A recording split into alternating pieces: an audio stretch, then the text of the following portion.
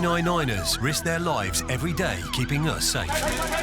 You're putting yourself out there to help other people at their most precious time of need. But all too often, they're abused and attacked. Their house is on fire and they're attacking us. I was standing up with her hands around my throat. No. These personal attacks on police, paramedics and firefighters are at an all-time high. Shots fired, shots fired. He's telling me I'm going to kill your wife and I'm going to kill your family and I'm going to kill you. Leaving them traumatised and unable to work. How do you come to terms with knowing that you can't go and do the job that you love? But while the violent criminals responsible are hunted down and brought to justice, our protectors fight to get well and back on the job. We kept people safe, we put away the bad guys. I'm not going to let some man ruin it for me. This is my future, this is what I enjoy doing.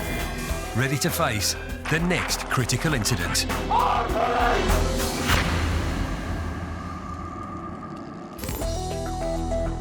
Coming up, police in Kent are threatened by an offender with a knife.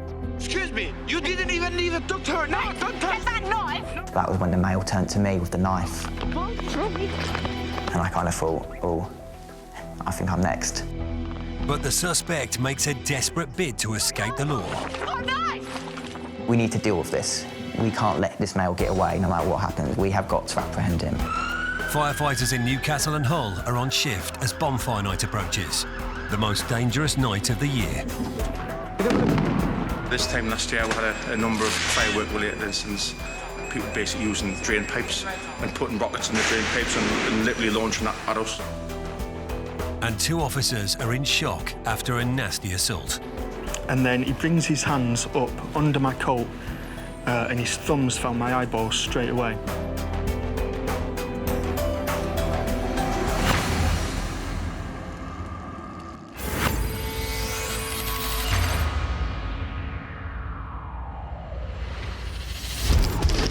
Like every force across the UK, Kent Police have experienced a surge of attacks on their officers.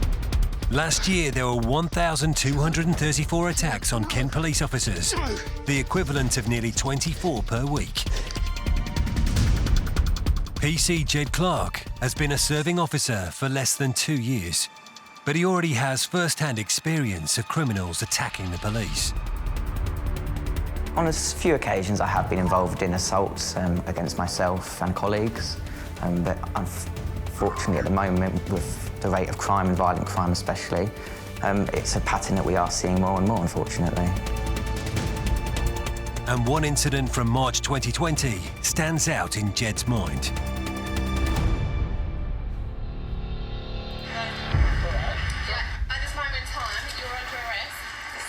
So this is the point where we've arrested him, got hands onto him.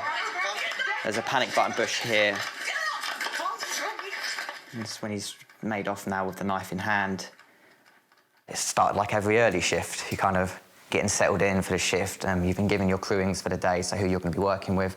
On this occasion, I was with Selena, my friend, and we were just nattering away in the briefing when we were given a really immediate call to exit the briefing early.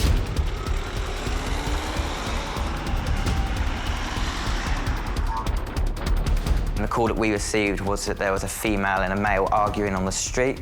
It was just outside the town centre of Ashford, along one of the main roads. It is a very definition of a public place. There's all walks of life. There's commuters, there's children, there's people going early morning shopping, there's people going for walks. Our main priority straight away is public safety. At this stage, again, we don't know exactly what's gone on. At this point, we just know there's been an argument, so we need to keep everyone safe. We need to separate both parties of that argument, find out what's gone on. Has he done anything? So we arrived on scene to be greeted by a member of the public who stated that there was a male being arguing with a female. He pointed out the male to me. He's probably around about 30 metres ahead of me at this point. Instinctively, went to get his attention to call him over. We had to sort of jog after him a little bit because he wasn't stopping. We need to be careful on how he reacts to us. Yeah, mate. Do you want to stop there for me? Stop there for me. I started engaging with him. Just talking to him, letting him know that at this moment we just needed to talk to him to work out what had happened, just to ensure primarily that everyone's safe and well. I'm not saying you haven't done anything, mate. Yeah, I'm all right. Yeah. Just said You've been arguing with a female? Yeah, I've been arguing, Yeah. Okay, has it just been a verbal argument? Yeah, I just argued with her. Okay, all right. What's your name, mate? What's your name? We just got to take a few details. You're not nicked or anything. We're just talking to you, mate. What's your name, fella? He was very kind of up there straight away, but one part of the main job of policing is knowing how to talk to people. Once you can talk to someone, you can bring them down to a lower level without needing to resort to any force. I'm a real man, that's why when I get hurt, I don't hit you. Yeah. I tell the truth. Yeah, exactly. You've told us that. While me and my colleague were speaking to the offender at this stage, the victim came up behind us and alleged that he had her phone. Right, do you want to go back top to the Can front? I have a chat with you? We'll come have... No, don't speak to her like that. Right, do not... It became apparent that he wasn't treating her with much respect, was quite abusive towards her verbally. It was at that point that Selena took her away after we got the phone back for her, as your police instinct kicks in that maybe this isn't just a verbal argument you've been told about, and there's more to it. Excuse me? I remained with the male. He was a very kind of trying to come across masculine, the man kind of telling me, oh, I'm a real man, I can do what I want. Are you men? You are a man? I'm a man. Yep. And I could straight away tell that that was his mindset, he was the boss and it was his way or the highway, and that she had no power in this relationship. It was very clear that he was the controlling person there. Where are you what's your plans now? I know, did you give my colleague your date of birth? I was just talking to him, keeping him calm. But again, at this stage, nothing to indicate to me that there's a risk. Shortly after, my colleague came back and kind of gave me the nod, and as soon as she gave me the nod, I knew he was going to be arrested for something. At this stage, I didn't know what. He was arrested for stalking and harassment. Like, at this moment in time, you're under arrest for stalking. You do not have to say anything that may harm. Get off. He was just being a bit resistive to us, kind of not giving us his arms, kind of kicking off, saying, oh, what? No, this doesn't need to happen. Stalking. You do not have to say anything that may harm. We both closed on him, one on each shoulder, got hands onto him. Again, not expecting any resistance at this moment, maybe just a bit of a lock-up. But at that point, when he locked up, we put him to the wall, just so we had a bit more control over him and he wasn't a risk to the public. Excuse me, you didn't even need to touch her. No, don't touch that knife. No. And it was at that point, I remember just hearing Selena shout, he's got a knife, he's got a knife. And it was at that point that he exploded upwards. His aggression went right up. And I thought that she'd been stabbed because I thought that he'd got the knife out of his pocket. But I remember her shouting, and at that point I thought, yeah, she'd been stabbed. And that was when the male turned to me with the knife. And I kind of thought, oh, I think I'm next. Everything just started to go in slow motion. You really realised the gravity of your situation. You really realised what could happen to my colleague and to myself.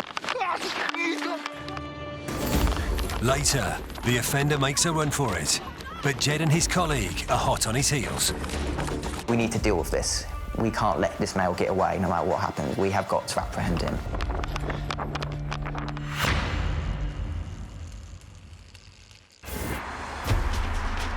Criminals are increasingly using cars as weapons.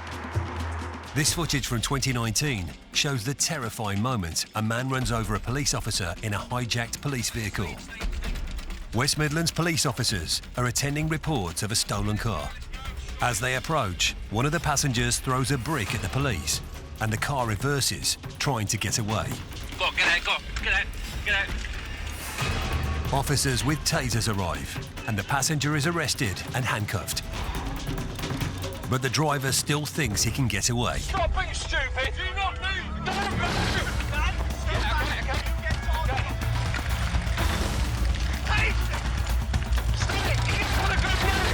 He scrambles through the taser wire and jumps into an unmarked police car. Officers at Moore Park Avenue. Edgbaston, officers with male scribbling. Despite being surrounded by several officers, he begins to reverse, with no care for PC Gareth Phillips, who falls and is hit by the car. The driver then speeds away, driving at nearly 100 miles per hour through residential streets. The offender abandons the car and attempts to escape on foot. Yankee Mike from Romeo Charlie up to 2-4. Landed the vehicle and he's Ladypool Road, he's gone into a shop. He is eventually tracked down and arrested by armed police.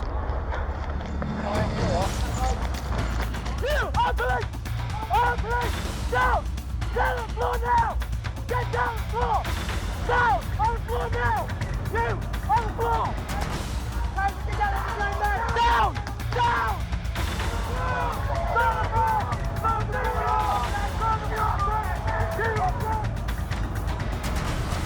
PC Gareth Phillips is still recovering from the incident and required life-saving surgery for his injuries.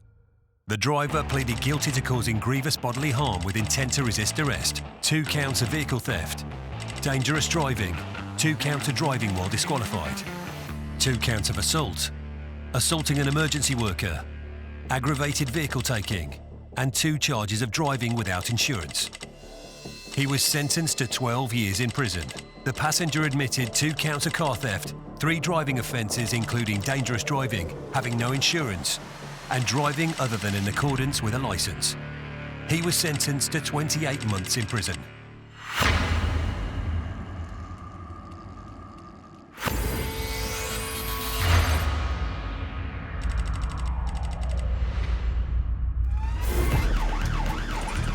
It's the week leading up to Bonfire Night, and all over the UK, fire services prepare for one of the busiest nights of the year. In Newcastle, crew manager Scott Wilson and his team are starting their night shift. This is the worst time of the year for attacks on firefighters. I've had a bicycle thrown off the target response vehicle. I've had bottles, we've had bricks. Fireworks on Bonfire Night we've had thrown at us. Actually had dirty nappies thrown at with, believe it or not. This time last year we had a number of firework-related incidents. People basically using drain pipes and putting rockets in the drain pipes and literally launching that at us, directly aiming to hit us. It's quite daunting. Obviously it upsets you and it can be dangerous, but it's become part of the job now where it's happening regularly. We shouldn't have to put up with it, we do put up with it. In Hull, Humberside Fire and Rescue Service are also preparing for a night shift in the lead-up to Bonfire Night. Typically, Bonfire Night is just carnage in terms of you just in and out, in and out. Can't leave a fire burning uncontrolled, so sometimes you'll get challenged about why you're extinguishing the bonfire that they've lovingly built. We seem to be getting attacked more, we seem to be getting more bother. There's more areas that are getting worse and worse. We've been responding to calls and items have struck the engine. We've had fireworks fired at us down streets. We've had bottles, bricks, things like that thrown at engines. Or if you pull up to a fire where there's a lot of youths there, you're on your guard a little bit because you don't know what's going to happen. It's just frustrating because you're there to help. Whether they see you spoiling the fun or I don't understand it. It's going to be a long week for the crew in Hull. Back in Newcastle, Tyne & Wear Fire and Rescue Service are anticipating a busy night. Chances of getting attacked by fireworks tonight are high. But tonight, they'll be ready for anything. They are excited to be launching a new piece of kit that they hope will deter people from attacking them or their vehicles. They're using body-worn cameras for the very first time. Press one button on the face to activate it. A red light will come on, it's filming. Press it again, hold it, switches it off, deactivates it. Good to go. Just need to press the face now and then that'll record. Scott and Kevin are attending a call-out in a tactical response vehicle, which is used for more minor situations. The van becomes a target for missiles and things like that because once your drivers are at the pump, you're working alone, but they see that as a good opportunity to attack someone when they're on their own. On the run into Bonfire Night, generally speaking, you would get an increase in what we call secondary fires, which is your general wheelie bins, refuse, stuff where youths would pile up in a field and light on fire. So the TRV is designed to attack these fires and keep the frontline appliances available for house fires, road traffic collisions, etc. Sure enough, the call-out is to attend a bin which has been set on fire.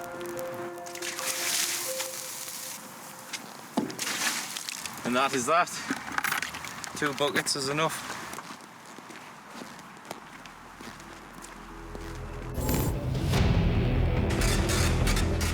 Back in Hull, the team has also been called to a refuse fire in the park, but this one's on a larger scale.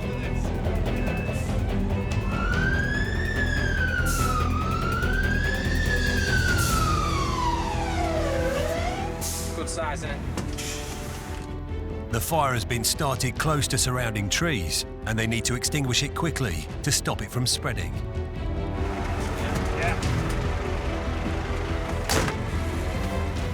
The crew can see the blaze as they pull up at the scene and quickly get the pumps into action. We get a lot of these when it's coming up to bonfire night, just take a wheelie bin from someone's house to set fire to it. Middle of nowhere like this, really. Get quite a few of these.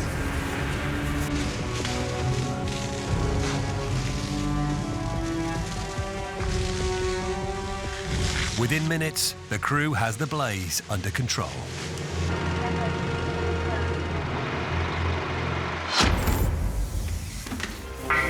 Later, we catch up with our fire and rescue teams as one of their most challenging weeks is made even more difficult by a complex rescue.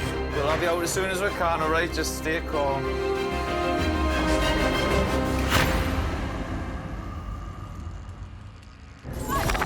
Still to come, a Kent police officer chases down an armed criminal. We know he's got a knife, we know he's prepared to use it. Get down! And an erratic driver launches an attack on 2 police officers. All I could hear was Simon saying, he's got my eyes, he's got his thumbs in my eyes. I was just trying to hit him, kick him, do anything to stop him doing what he was doing to Simon.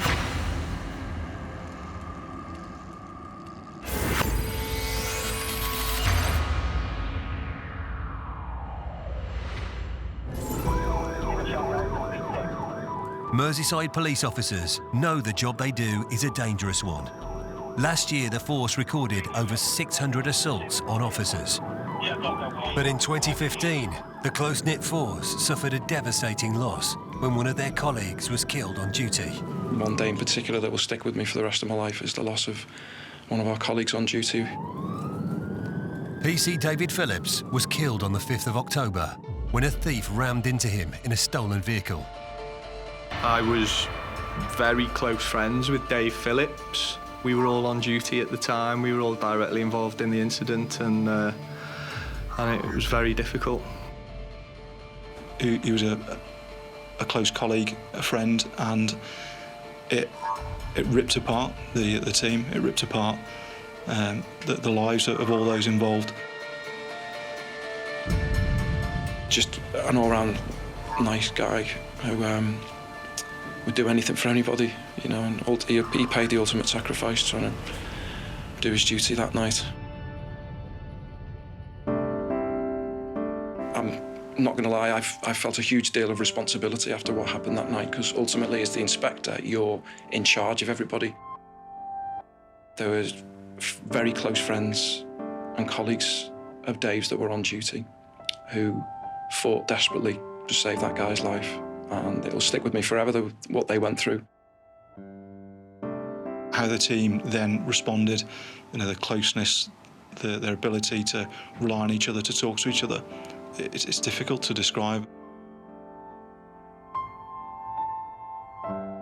It gelled us together even more as a team. We were a good team anyway, but it made us gel together even more. PC David Phillips is never far from the minds of this team at Merseyside, and they continue to honour his memory every time they go out on duty. You're providing a service to the public. I'm proud to do that. I've been an officer towards the twilight years of my police career, and I'm happy to have been on the front line and operational, and long may that continue. I think I have a sense of pride of being a police officer. I have quite strong morals, a strong sense of right and wrong. Being a police officer gives me the opportunity to do something about that and to try and make sure that the community at large are kept safe.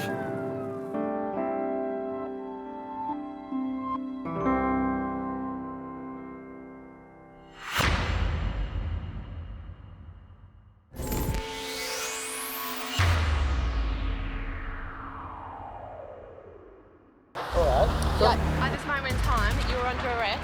In Kent, PC Jed Clark and his colleague have been called to a report of a disturbance on a busy street.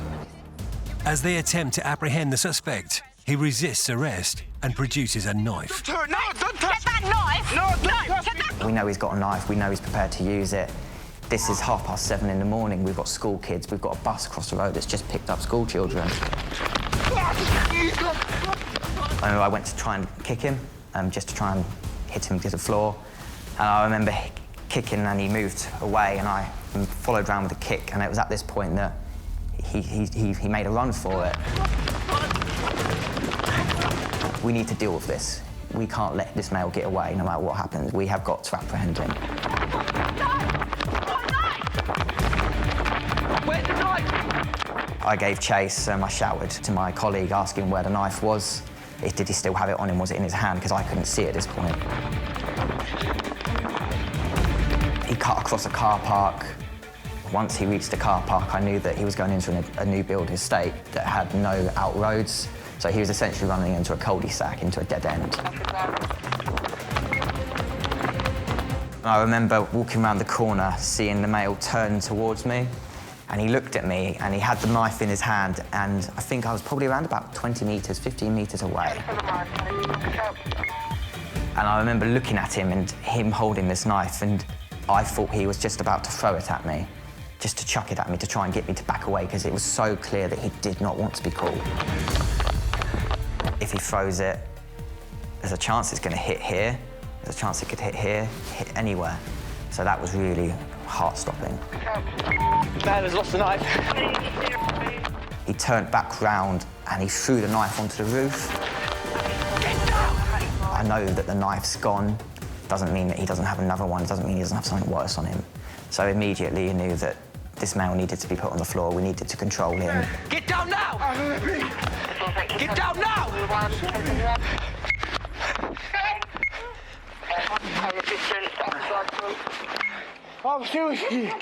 I needed backup. I needed my colleague there to help. And again, as soon as she came, we were able to get the male into handcuffs. And I remember him snapping him into those handcuffs was such a relief, because at that point I knew that he wasn't going anywhere. No, stay there! Stay down on the floor. Get your other hand behind your back. Stay with. What are you trying to do? Right, shut up! I'm not shut up! Right. Do you understand you're under arrest for stalking? Right. Possession of offensive weapon. Right, you didn't think about how you carried on. Although both officers were badly shaken, neither of them sustained any injury. Following the arrest, I remember the radio squawking. You heard the sirens coming, and it was a massive relief knowing that you had units close by that were going to be able to assist.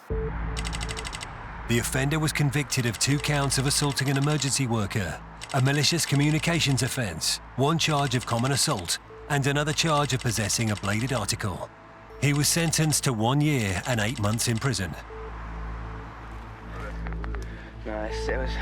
With the offender safely detained, a search begins for the knife.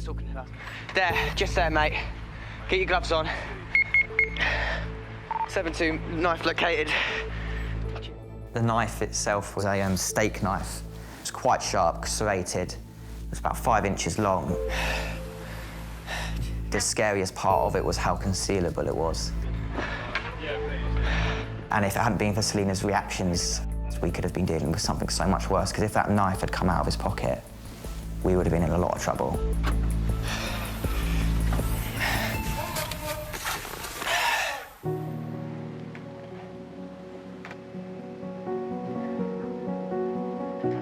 There is a moment here when that I went to kick, but I missed. So we've now got the male making off. I think the first time that I properly watched it outside of the incident, it brought it all back that happened, and something so mundane and so simple had gone so wrong so quickly. It was at this point that I came around the corner and he's facing me with the knife. You hear these stories coming from other officers, but you don't expect it to happen to you at such an early point in your service. Jed is determined to use this experience positively and to further his career in the police. You're always chasing perfection in this job. There's always room for development. That's something that I've always taken on board and that I've always wanted to develop and become the best police officer possible. And this has been an experience where I've really felt that I can develop from it. Violent crime is becoming more apparent in every element of criminality, and it's something that is so sobering and that we are so aware of. And you don't want any of your colleagues to go home hurt or not go home. You want them to be able to go home to their family, their children, their parents, and be able to give them a hug and just say everything's okay.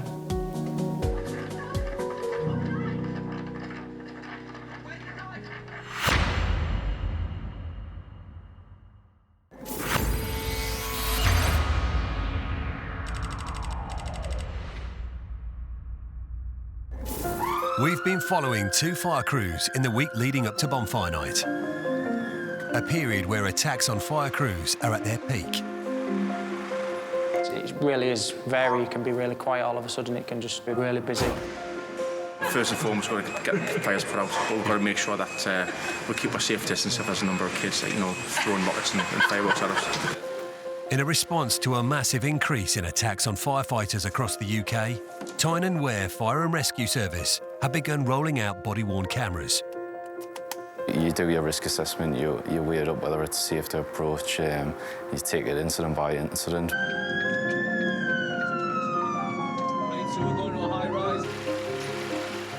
So far tonight, the teams have been dealing with secondary fires and false alarms.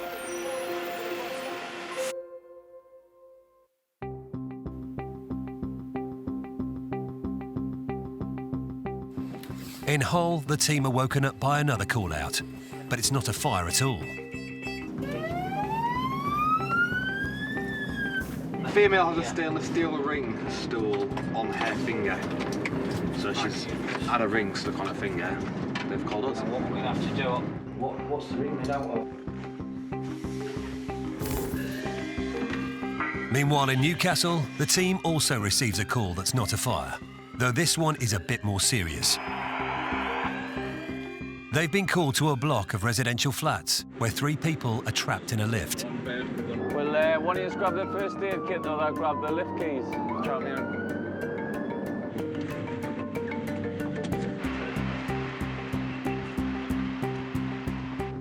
Hello there, it's the fire service.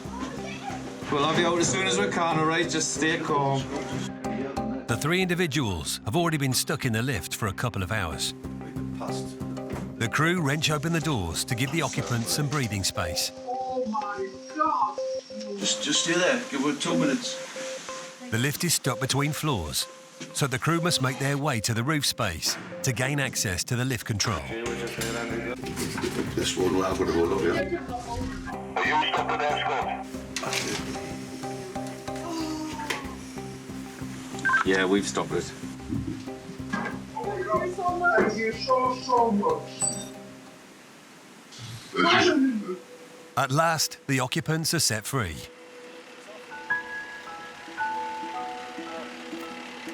It's been a busy night for the crews. They've been extinguishing fires and carrying out rescues. Fortunately, there haven't been any assaults on the crews or their vehicles. And no reason to switch on their new body-worn cameras. So it was fairly busy, but nothing too serious has went on. I think the weather sort of helped out in the end with the rain coming in. It's end of our shift now. Fairly quiet night, really, not too bad. So be home soon, not a bad one.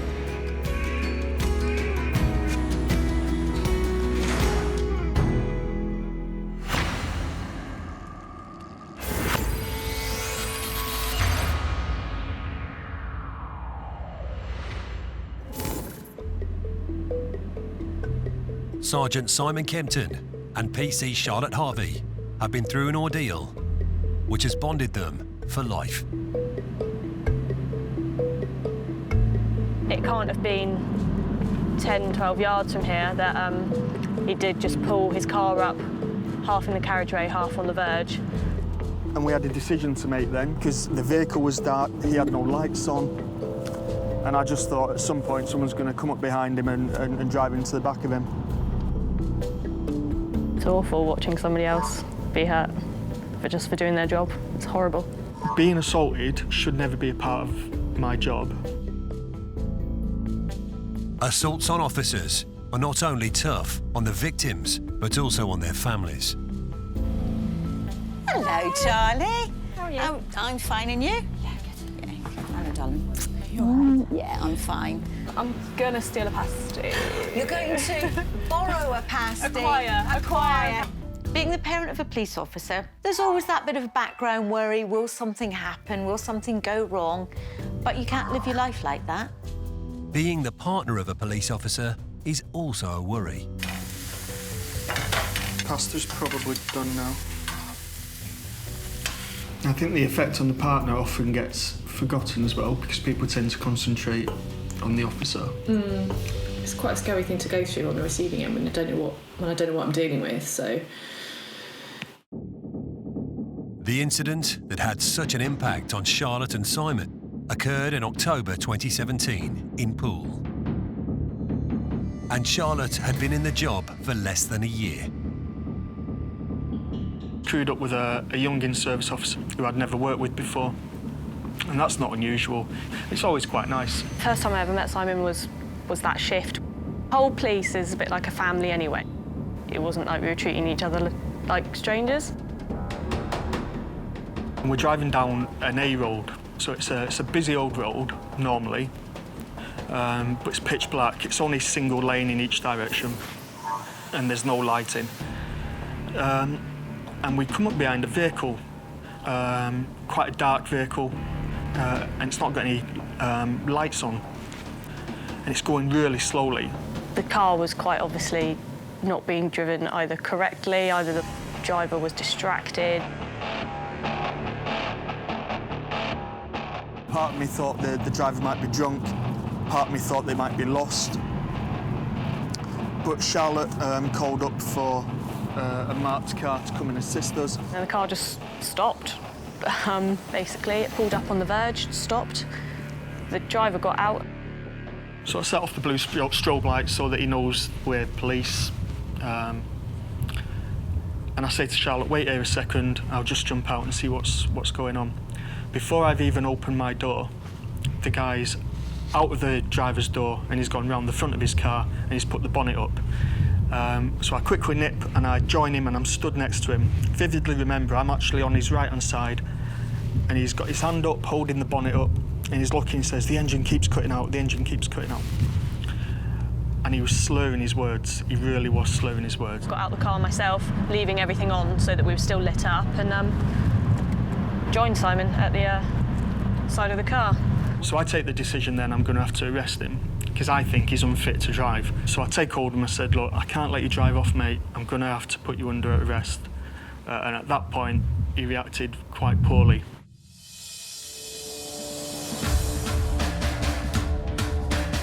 He quickly became violent, attacking both officers at once. It's a real blur, and I can remember certain bits, flashes. Both of us were dragged to the floor at points. We dragged him to the floor. He got up, he was putting in punches, elbows. And then he brings his hands up under my coat, and his thumbs found my eyeballs straight away. And his fingers were on the back of my head, so I couldn't pull back. It just didn't appear to be stopping anything. I deployed my parva, didn't appear to have any effect on him whatsoever. So I just punched him as hard as I could in his sort of torso. Unfortunately, he lets go. The driver wants to get back behind the wheel, but Simon moves quickly. Simon put his arm in the car and took out the keys and threw them. And then Charlotte and I, still at his driver's door, he's trying to kick his way through his door to get to us. So we're just putting our weight onto the door. And I remember saying to Charlotte, this is all right, we'll just keep him here and then, you know, everyone else will turn up in a minute and then job done.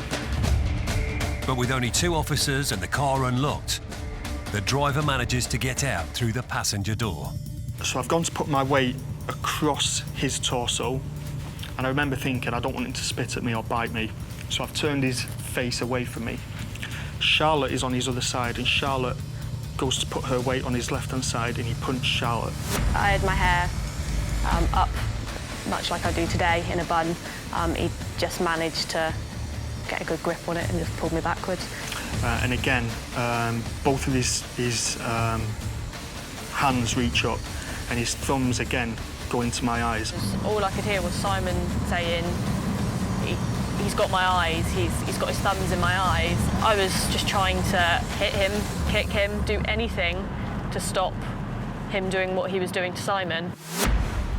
Charlotte's tactics work, and she manages to force the assailant to release Simon, but they immediately face another danger as the man runs into the road in the line of oncoming traffic. So Charlotte and I run into the road, push him out of the way of the car, and we manage to, I mean, in my mind's eye, when I think back, it's a split second before the car passes us. So then he punches me again and then runs into the road a second time. The second time he ran into the road, I remember thinking, oh gosh, now what? Like, is he going to get hit? Are we going to get hit? All I remember thinking is that the only line of defence I've got left is my baton. I'd never used it before. I've never used it since. And I remember thinking, that car's going really, really quick. I'm not going to get there in time.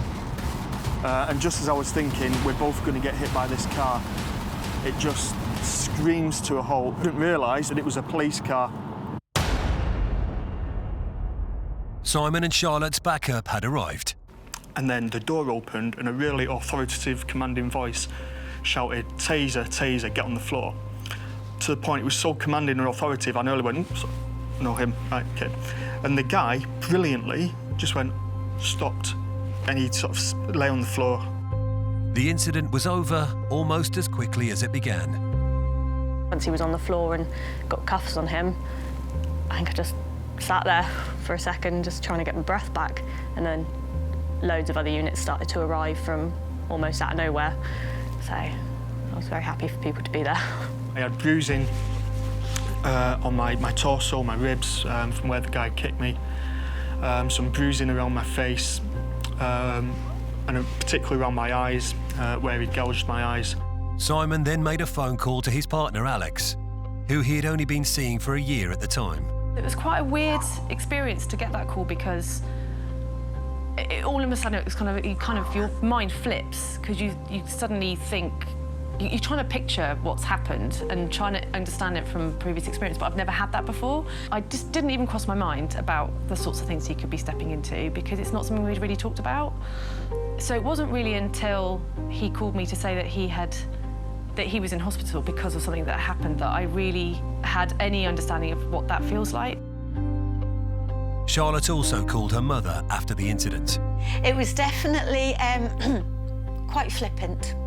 Oh, no, it was just something that happened at work. Yeah, no, we're fine, you know, I got punched in the face and my hair pulled and, you know, that once the incident was resolved, you know, we went to the A&E and we were told as much as, she wanted to tell us. I suppose for her, if she wasn't making it a big deal, then we weren't going to make it a big deal. The driver was charged with 2 counts of assaulting a police officer, failure to provide a specimen for analysis, and driving whilst disqualified. He was jailed for 4 months, ordered to pay £300 in compensation, and banned from driving for 36 months. If it was to ever happen again, I'd be quite happy to have Simon by my side. I came away with really minor injuries, very, very lucky, only because Charlotte was there, and Charlotte was an absolute warrior. So thank you, mate.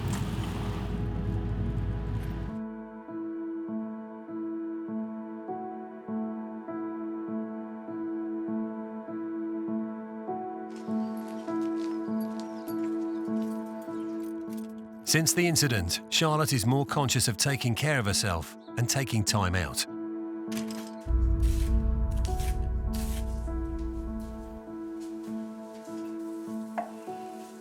We can't really expect to look after other people, and we need to make sure we look after ourselves, and my way of dealing with that is sport and exercise and trying to look after my body in a healthy way.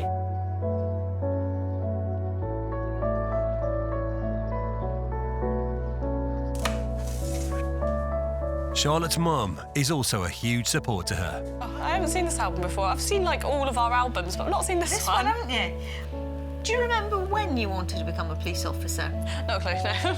But you remember always saying you wanted to be one? Yeah. Very compassionate, considerate, but she does like to be in charge, so it didn't surprise me when she wanted to be a police officer. It's so beautiful. For Simon, the incident has given his partner, Alex, insight into the dangers of his job. You need to think about how it affects you as well. Be open with you about what sort of work I'm doing, I guess. I probably didn't really have that much of an understanding until that point when that happened. I think it was a bit of a reality check for me, really, I guess. So I would naturally feel quite nervous about you going out on patrol. No. I'll get used to it.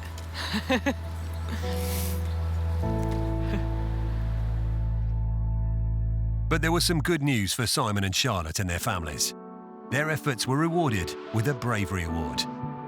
So proud of Simon when he was nominated. I mean, I remember he called me. I think Simon, again, the nature of this man, played it down a little bit. He was a bit like, wow, you're not going to believe it, but I've been nominated for this Bravery Award.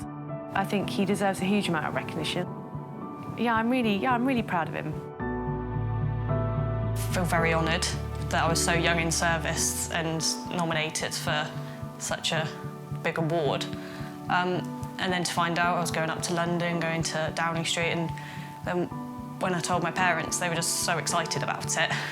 I was at the front of the shop, and once you got off the phone, oh my goodness, Andy, this is a really big deal. I look back on it with a lot of happy memories.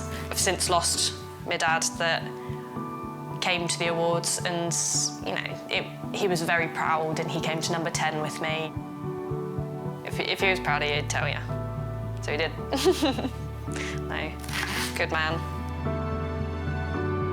Police officers, they'll go running into a situation and put themselves right in the danger line. And they need to know that society's got their back. But I just think that the things that we do and other colleagues do and how brave they are, I think it goes to show what type of person a police officer is. I'm very proud to be one. 999ers risk their lives every day keeping us safe. You're putting yourself out there to help other people at their most precious time of need. But all too often, they're abused and attacked. Their house is on fire and they're attacking us. I was standing up with her hands around my throat. No. These personal attacks on police, paramedics and firefighters are at an all-time high. He's telling me, I'm going to kill your wife and I'm going to kill your family and I'm going to kill you. Leaving them traumatised and unable to work. How do you come to terms with knowing that you can't go and do the job that you love? But while the violent criminals responsible are hunted down and brought to justice, our protectors fight to get well and back on the job. We kept people safe, we put away the bad guys. I'm not going to let some man ruin it for me. This is my future, this is what I enjoy doing. Ready to face the next critical incident. Oh, police! Coming up, a report of a burglary ends with a police officer in a fight for his life. He was using all of his strength with both hands and I was using all my strength to try and keep the knife away from me. I called out for Daniel, but it was complete silence. A dog handler is seriously injured as he and his four-legged colleague chase down a suspected thief. I can feel my fleece. It's starting to get wet, soaking the blood up like a sponge. And Kent Police get to grips with taser training. The taser's an additional piece of equipment for us. Ultimately, yes, it will make us feel safer.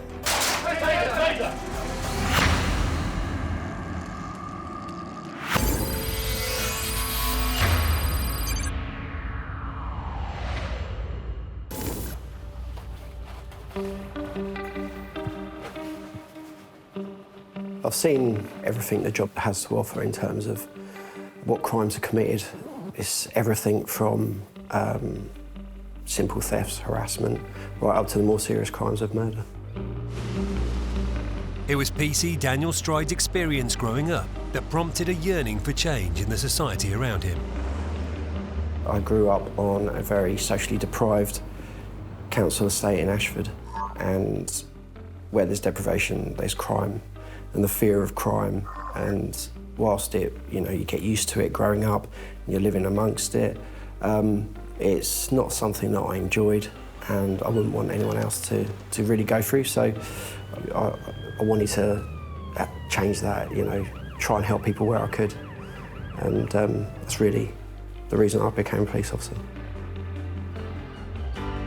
Little did Daniel know, someone from his childhood would come back to haunt him one evening.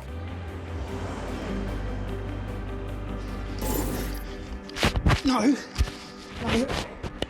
What are you doing? What are you doing? What are you doing? What are you doing?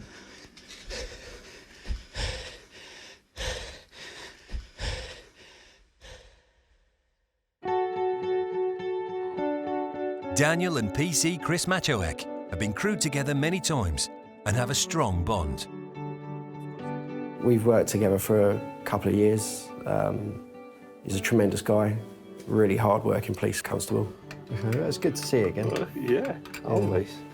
He truly understands the job. He truly does his best, for the victims that are out there that we deal with. He's one of the best in the force, really. I would call Daniel a model officer when it comes to policing.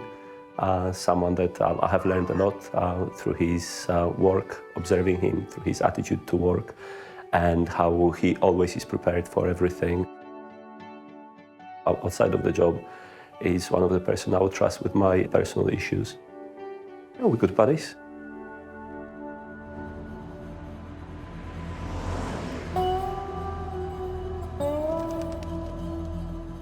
On Friday, June the 1st, 2018, Daniel and Chris started their shift at 9 p.m. So we had just finished our briefing in the police station when we got the call to deploy to a burglary. And burglaries are quite a nasty crime, and it affects people in many ways. So we like to try and catch them in the act, because it's much better if we got the evidence there from ourselves of the people that are committing these crimes. When we got there, we knocked on the door. We didn't get any response at first, but my colleague Chris went to the left of the house. I went around the building to see whether there was anyone there, but the gate was quite secure. Knocked on the gate and got a response from inside of the house saying that he was the person who called the police. I asked him to come down and open the gate. When he comes to let them in, Daniel instantly recognises the troubled caller. It was somebody that lived on the same street as me growing up when I was a kid for about 17 years on the same street. So I knew this person already. We looked around. Obviously, the first thing is look for danger, just not to be surprised with anything. We couldn't find absolutely anything. We had a chat with him, found out why he called us. He said that there were noises and he could hear people in the garden, which we've checked again. I've checked the neighboring property. There was absolutely no sign of anyone there.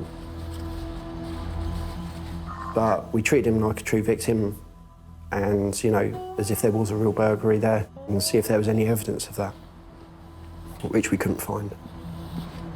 We started to think that perhaps there is some other issue that we're dealing with. It started to look like it was more of a mental health episode, that he may be seeing or hearing people in his garden.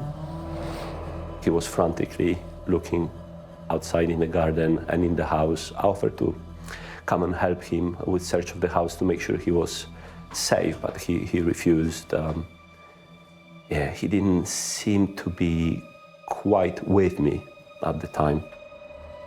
So we talked to him, we discussed things and found out that he did suffer from psychosis, which is a mental health condition. He said he was hearing voices, and he confirmed that he had taken about 1 gram of cocaine, which is quite a substantial amount. His condition was exacerbated by the drugs, really, so he was very, very paranoid. He was very wide-eyed, very erratic in nature, and kept walking about, very fast-paced, in and out of, you know, the communal corridors, into his bedroom, outside. So it was a bit of a concern for us. We thought that the best thing would be to call mental health assistance. The phone got disconnected through the lack of signal, so I told Daniel I will go outside of the house to get better signal and to call them again. I thought there's something not quite right in here, not necessarily striking me as dangerous to anyone, but just something not right. So I went out to call mental health again, and I was told that this male was not under mental health services, but having considered his reaction to possibly taking drugs, and it was causing him to be in quite distressed situation, I decided to call an ambulance. While Chris is contacting the ambulance service, the resident leads Daniel upstairs. His bedroom was on the top floor of the building. It was like a townhouse. It was a multi-occupancy, so he really only had his room with communal rooms as well. His room was quite small, very similar to a police cell, really. He was totally calm. He gave me no concern at that point. I tried communicating with him because he tried to break some of his property, and I thought, well, he's going to regret that. But he didn't really kind of engage back. And the real moment of concern was when he took a TV off of his bedside units and put it on his bed and took out a knife from his bedside drawer and tried stabbing the TV with it, as if he was trying to pry it open to stop whatever he was hallucinating. I was very concerned at that point, and it was a big problem because of the knife aspect.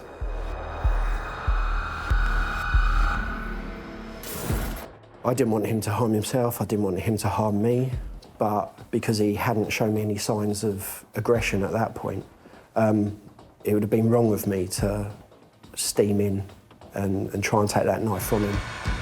And I had other considerations. The door opened inwards, so I didn't want to turn my back to somebody with a knife because it was quite a small space. So I decided to try and maintain as much control as I could by approaching him. I asked him to give me the knife. Let's take the knife off you. Let's take the knife off of you. Get off. And with both hands, he just tried to drive the knife into me. No, no, no, no. No. No. No. No. No.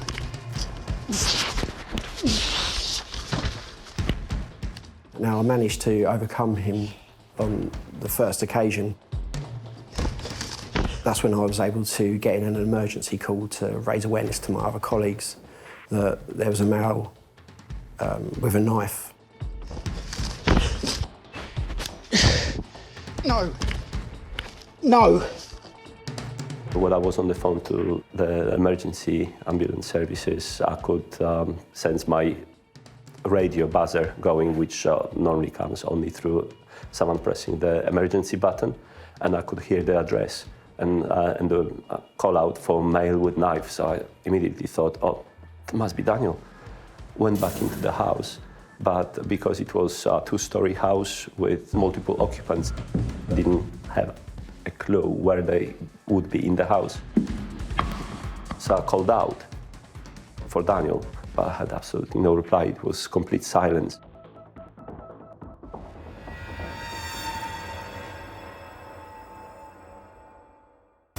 Later, it's a race against time as Daniel is in the fight of his life. No, no. Felt the pressure of the knife going into my chest. No.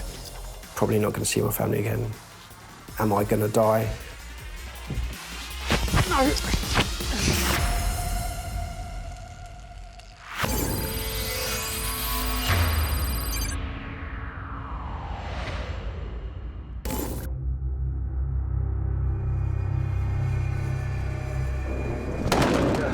With a worrying increase in weapon crime and attacks across the country, the public aren't the only ones at risk from criminals.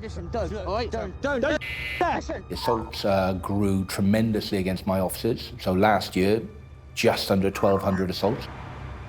In Kent, Chief Constable Alan Pusely takes his officers' safety extremely seriously.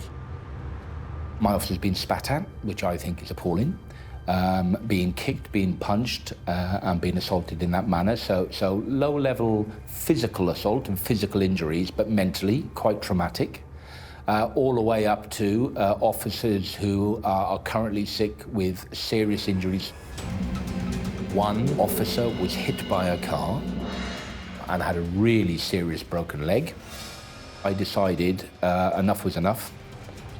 And there's one word which can stop an offender in their tracks before even being charged.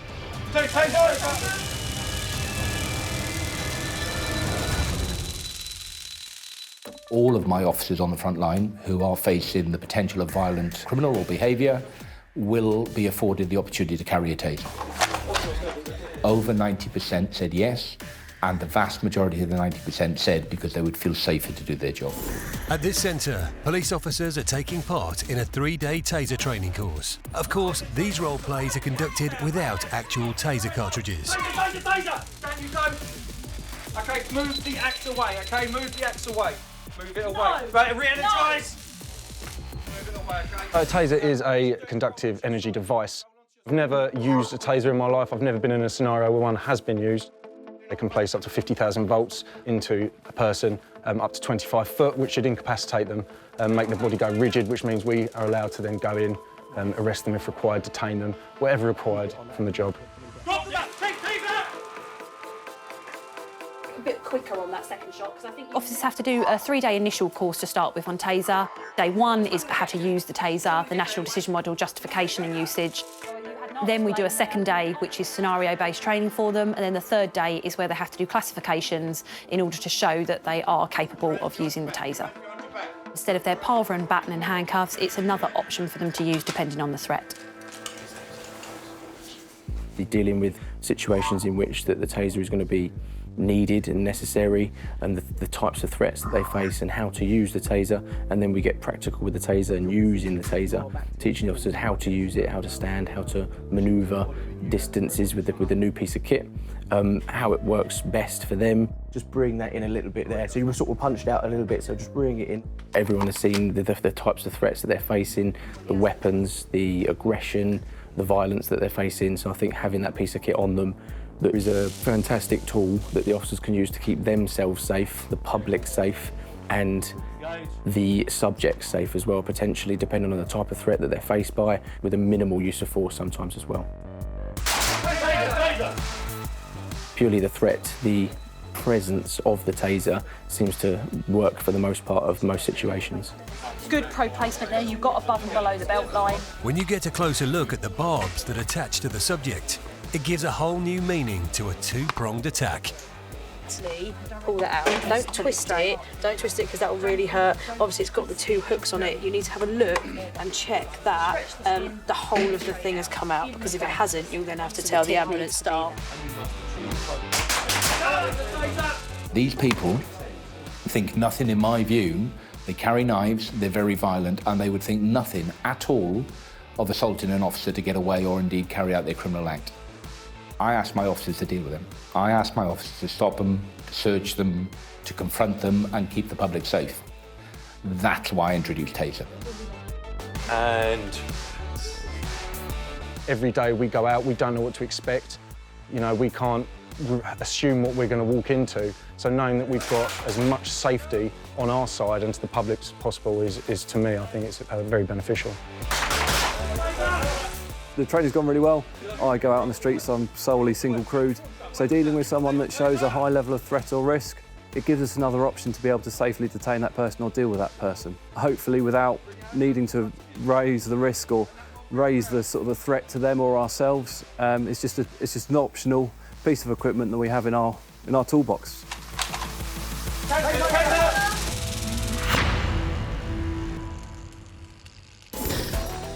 Still to come, an officer caught in a serious struggle. I'd rather much lose a finger than my life, so I took hold of the blade with as much strength as I could. He's grateful for the support of his partner. I'd like to thank him from the bottom of my soul and how much it meant him being there. As I slipped, my fleece caught on the spike, and then one of these spikes went up into my arm. And a dog handler impaled on a fence couldn't ask for a better teammate. There's no doubt that some of the situations that we've been over the years, if I hadn't had Gil as a partner, I've no doubt that I would probably come to serious injury. In 2018 to 2019, recorded gun crime in the West Midlands reached an 8-year high. This is the moment a gunman fired at a Birmingham pub after being turned away for being drunk. The bullet went through a bedroom window, but luckily no one was hurt. Armed officers from West Midlands Police made their way quickly to the scene. They spot a car being driven erratically. Whoa. Stay there. Their vehicle making off, failing to stop. Advanced driver. The car matches the gunman's, and the officers pursue the driver at up to 80 miles per hour for nearly 3 miles. Thank you. He's all over the road. He is a drink driver. The offender finally crashes into a street sign. Go, mate. Oh, please! Help me there! Help me there! Help me there! And the armed officers pull him from the car and find the gun. Down on the floor! The offender was convicted of firearms and ammunition offences, as well as dangerous driving. He was sentenced to 9 years in prison and banned from driving for 6 years.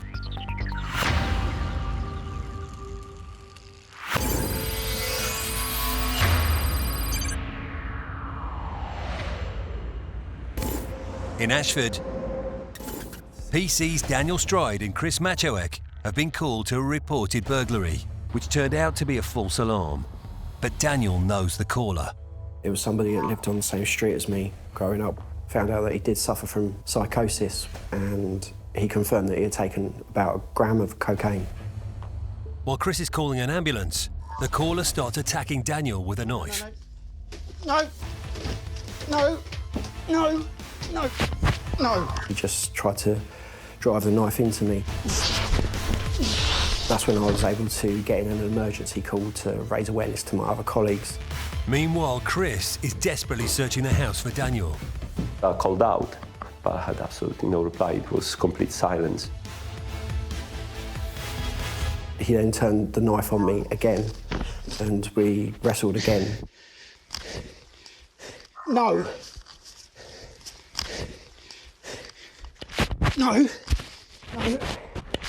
What are you doing? What are you doing? But that time, the knife did actually drive twice into my stab-proof vest. No. And whilst I felt the pressure of the knife going into my chest, luckily my stab-proof saved me. Now, he was using all of his strength with both hands, and I was using all my strength to try and keep the knife away from me. No. Immediately after, he tried to drive the knife into my leg, and because it was on the inside of my right thigh, the femoral artery runs along there, and it was kind of around that area, so I knew that if that got severed, it's a very short bleed-out time, and that could have been fatal. It's as if time had slowed down. Lots of thoughts go through your head very quickly. I'm probably not going to see my family again. Am I going to die? Or being so badly injured that I wouldn't be able to be a police constable anymore. Daniel has been struggling for over 2 minutes now, and Chris is still frantically trying to find them. What annoyed me more is just not knowing where they were, because I could have come to his aid much sooner if I knew where the location was. I just had to use sheer strength to try and overpower him, which I eventually done. Pinned him to his bed. Take out a knife, I'm a police officer. Took hold of a knife blade. I'd rather much lose a finger than my life, so I took hold of the blade and I gripped that with as much strength as I could, and eventually I pried it from his fingers, working along the knife. Let go of the knife. Come on, mate. We don't need to do this. Right. Once I got control of that, I took it and I held it behind my back And that's when my colleague came into the room. When I was just outside of the door, I still had heard nothing from inside. So I opened the door and I saw Daniel actually keeping the male on his side, on the bed, holding knife behind, giving me the knife. So he just tried to stab me. So,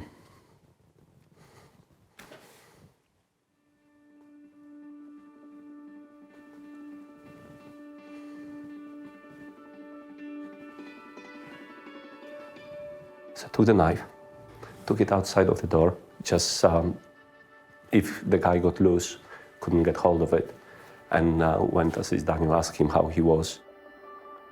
It was great relief when I saw Chris coming through the door. That really sort of like reassured me that, you know, it was going to get a little bit easier from then on. Daniel's energy was spent. He said, I'm quite fatigued now.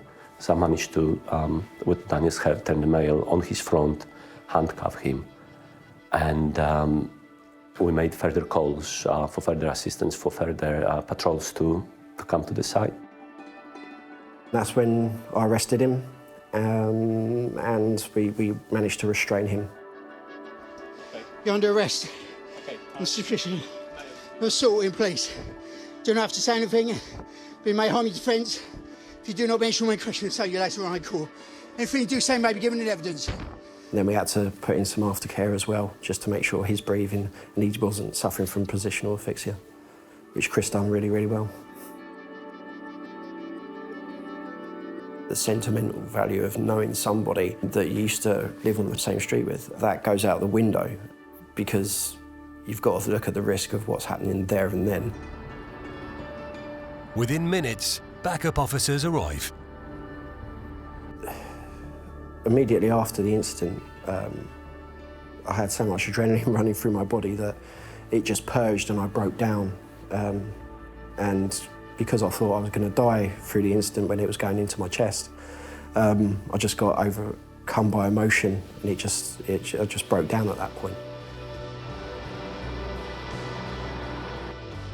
It was a hard day, more for Daniel because he had to go through this rather than for me, who just happened to be there and was able to assist him a little bit with the obviously horrible situation he was in.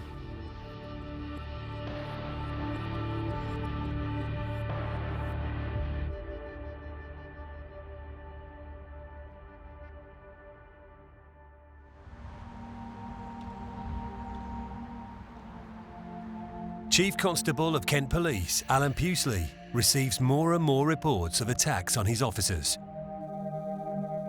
When I was briefed that a member of the public had a lethal weapon, a sharp knife of about 5-6 inches long, and he had, for a sustained period, tried to stab one of my officers in a confined space, and that knife was plunged into him 2 or 3 times into the body armour, horrendous. I was relieved initially that the injuries were not more severe. But when you see things like that and you hear things like truly heroic policing by Daniel on this occasion, your blood does run cold because it could have been much worse. We deal with death. We deal with serious injury. And unfortunately, some of the deaths and the serious injury we deal with as a result of knife crime. From 2010 to 2018, we had a 152% increase in knife crime, the highest in the UK. So that was about 300 offences to about 800 offences in a yearly period, massive. I'm just really disappointed with society that criminals think it's okay to assault a police officer. No, it isn't. It just isn't. Those people who do that should be punished appropriately, and in my view, that should be prison. The offender was convicted of attempted wounding with intent to cause grievous bodily harm. He was sentenced to 9 years in prison, with an additional 3 years on licence.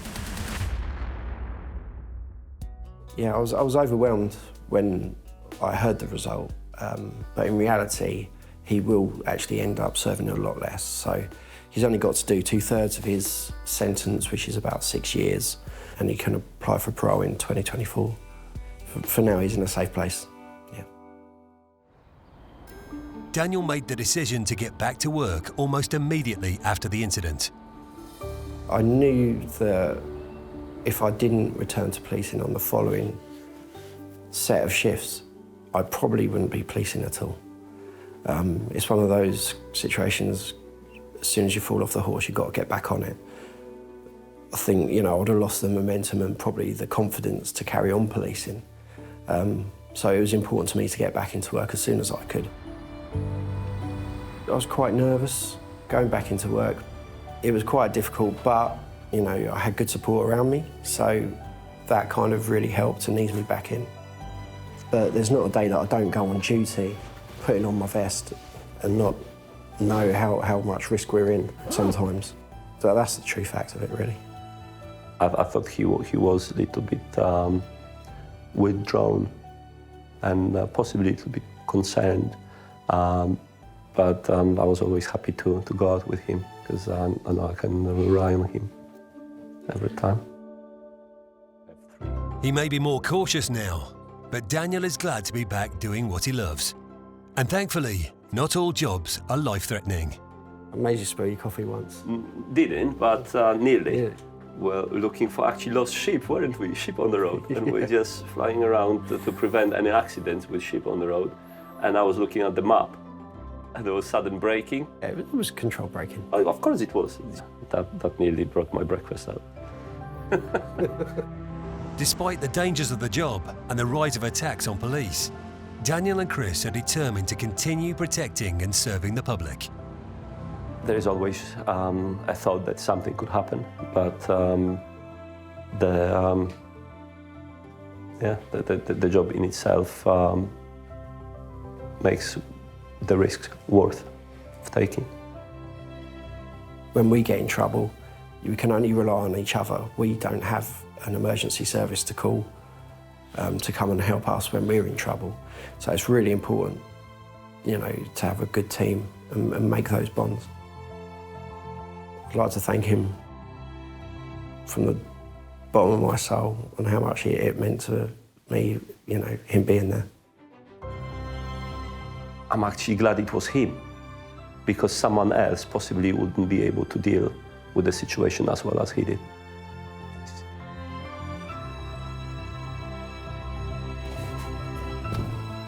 I'm glad he's okay. I'm really glad he's okay. He's my hero.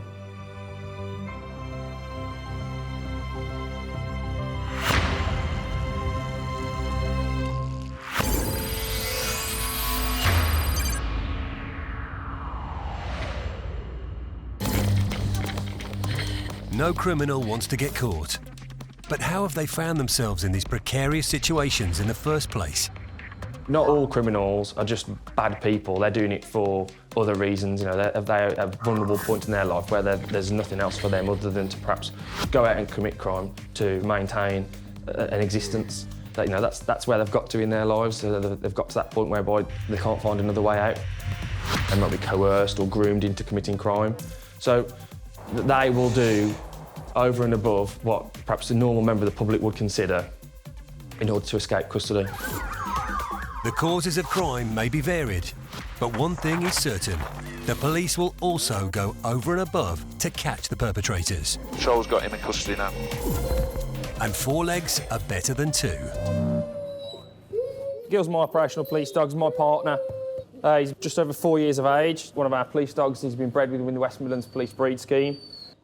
Not the biggest, but he's pretty quick across the ground.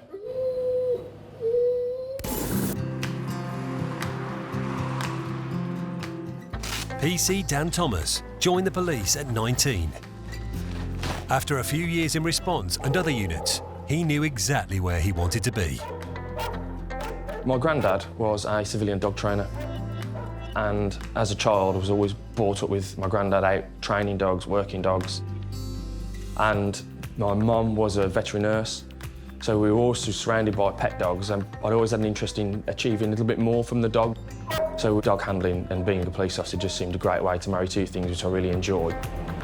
The bond that you get with the pet dog is phenomenal, and if I could explain that, the bond you get with the working dog is just, it's absolutely extreme, it's brilliant. You know, they will go through hell for you, they're fantastic. So currently I'm working 2 police dogs. I have Gil. He's a general purpose police dog, so he's used for a variety of different tasks, such as tracking, searching for property and people, and also, if need be, chasing and detaining people who may be running off. I've also working a Springer Spaniel. That's Mickey. He's 8. He's one of the oldest police dogs in the force now. He searches for explosives, and also any bomb threats that may come in during the day-to-day working with the police. And my boys, you know, we're a working team. They're your partner. They depend on you, you depend on them. They live at home with us, so it's not like we leave work at work, we take work home with us all the time. All of our experiences are shared together. All the incidents we attend are together. We train together on a day-to-day basis. As a dog handler, you need to be quite self-motivated, happy to work on your own. The conversation is often quite one way in the van. Hello. We get some whining and some barking now and again if the driving's not too good. So what does a police dog's day entail? First thing we need to do is get Gil dressed. So like we wear uniform as police officers, this is Gil's uniform, this is tracking harness, his nice thick flat collar and his chain that he works on. It's a nice strong piece of equipment that we can keep hold of him. Once he's got his uniform on, he knows it's time to work. It's a tremendous department because we are involved in such high-end incidents. Mainly ones where crimes are in progress. So maybe burglaries, robberies, armed robberies, car chases, tracking incidents whereby people have been lost, searching for things that have been discarded. Down. It's so different. Every day it's a new challenge. Although we tend to think of officers when we think of attacks on police, sadly they aren't the only ones who get hurt by offenders. Police dogs also end up being attacked by people. I've had police dogs stabbed in the past. People strike animals in order to try and escape custody. During my time with Gil, he has been attacked by people. Good lad. We've had incidents where people have grabbed him, tried to pull his mouth apart, have struck him, hit him over the head a few times. That's unacceptable. That's my partner, and I will protect him as much as he will protect me. So if you're going to hurt my police dog, then we're going to bring you to custody and we're going to deal with you efficiently and put you in front of the courts.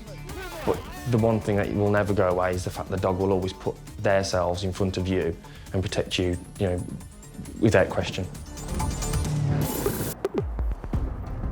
Being a dog handler does present some extra challenges that other police officers don't face.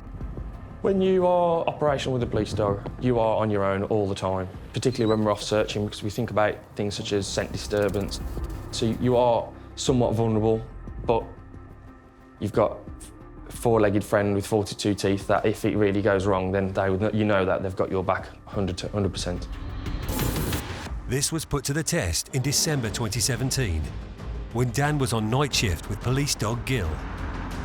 At around 2 a.m, a member of the public calls in a burglary in progress at their neighbour's house. Police emergency?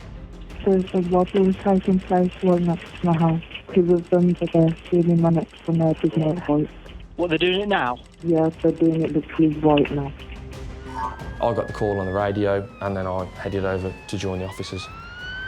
Myself and another unit arrived immediately straight away.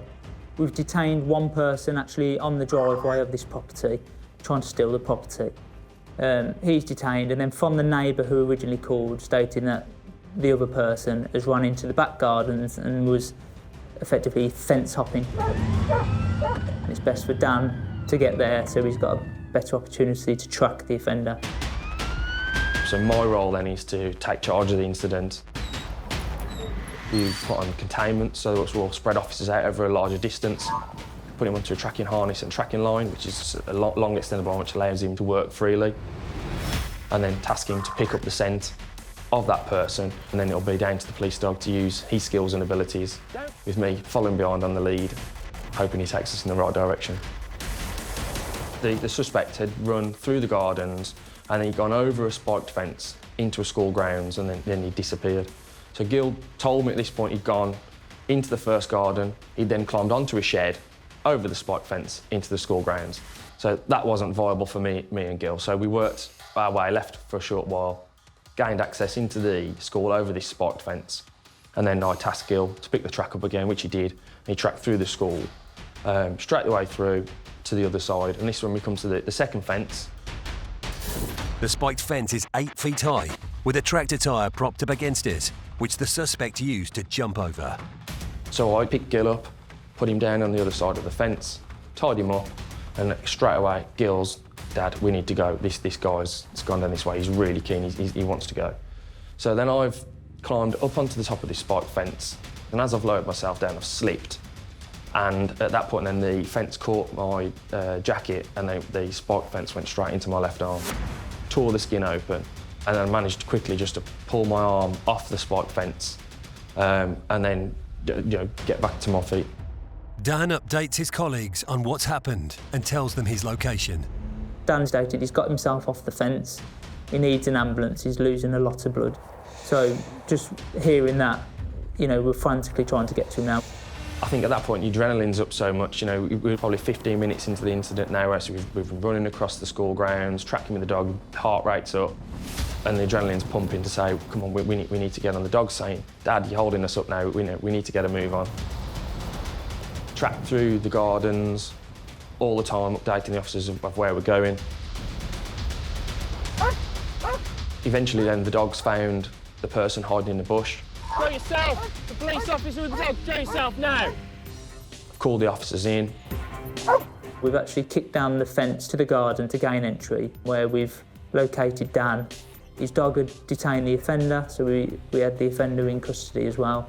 And then our main concerns was looking after Dan. At this point I could feel all my hands were getting wet, and it was the blood that was running from my arm. Still got hold of Gil, but I can feel that I'm starting to go. And then he's just collapsed on the floor, and underneath him now there was a puddle of blood. I know he was losing a lot of blood at the time. One of the officers came running in to help me, at which point Gil has taken off from this side, from the left-hand side to the right, to try and defend me as he sees this person running towards me, because the police dogs don't understand. So he's gone to protect me, when really what I needed was them to try and give me some help. One of the local officers who'd got some experience with police dogs tentatively came along, took Gil from me, and put him into the back of a police car. Shut the door, he was safe, and then that's when the local officers then just really came into their own. I managed to get my fleece and tie it around his arm as a tourniquet just to stop the bleeding. He was going in a state of shock. He was fitting, and he went grey in the face and pale. His blood was draining from his face. It looked quite bad.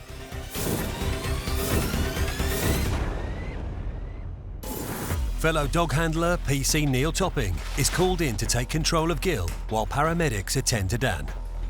I arrived at the scene. There was lots of police officers, 2 ambulances, of which I was aware Dan was in one, and all I could see was the police vehicle with a tracking line coming out of it. The door had been closed onto the tracking line. I thought the dog was soaking wet, but when I looked down at my hands were covered in blood, and it took a while to realise that was actually, I thought it was an injury to the dog, but it wasn't. It was Dan's blood. Dan is then rushed to hospital in the ambulance. They stitched me all back together.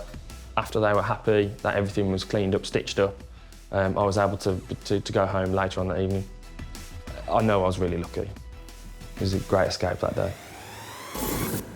He just had a very nice tattoo completed in that area, so that was a bit of a point of us taking the mickey out of him for quite some time, to be honest.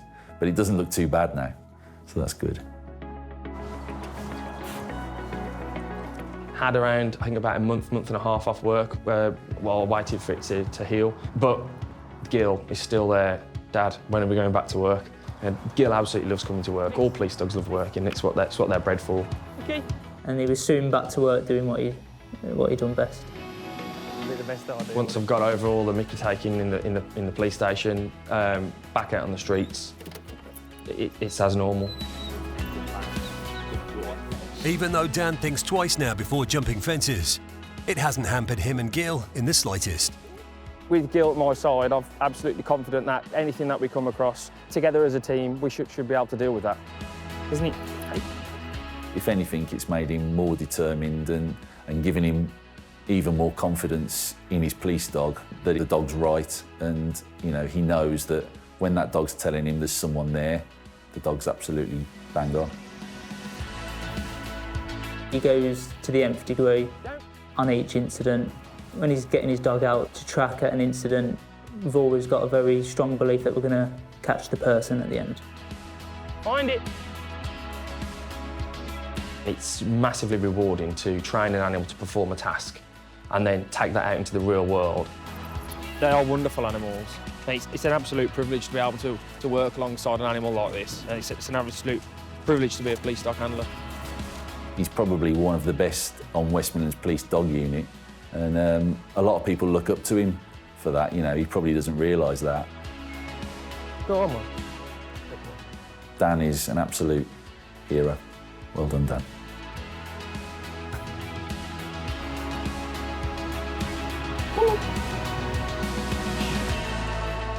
999ers risk their lives every day keeping us safe. You're putting yourself out there to help other people at their most precious time of need. But all too often, they're abused and attacked. Their house is on fire and they're attacking us. I was standing up with her hands around my throat. No. These personal attacks on police, paramedics and firefighters are at an all-time high. He's telling me I'm going to kill your wife and I'm going to kill your family and I'm going to kill you. Leaving them traumatised and unable to work. How do you come to terms with knowing that you can't go and do the job that you love? But while the violent criminals responsible are hunted down and brought to justice, our protectors fight to get well and back on the job. We kept people safe, we put away the bad guys. I'm not going to let some man ruin it for me. This is my future, this is what I enjoy doing. Ready to face the next critical incident.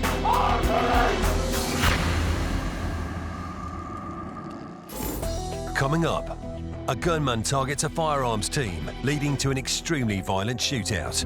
Caught a movement out of the corner of his eye and said, twitching, top window. Twitching window movement. The window opened and the shotgun appeared. Two paramedics are victims of a terrifying attack. He sort of sat up and then he punched me clean in the face. And started lashing out and started punching and throwing hits and caught me in the chest. And a police treatment centre in Scotland is a sanctuary for injured officers. The place itself has a real beautiful feeling about it, of peace.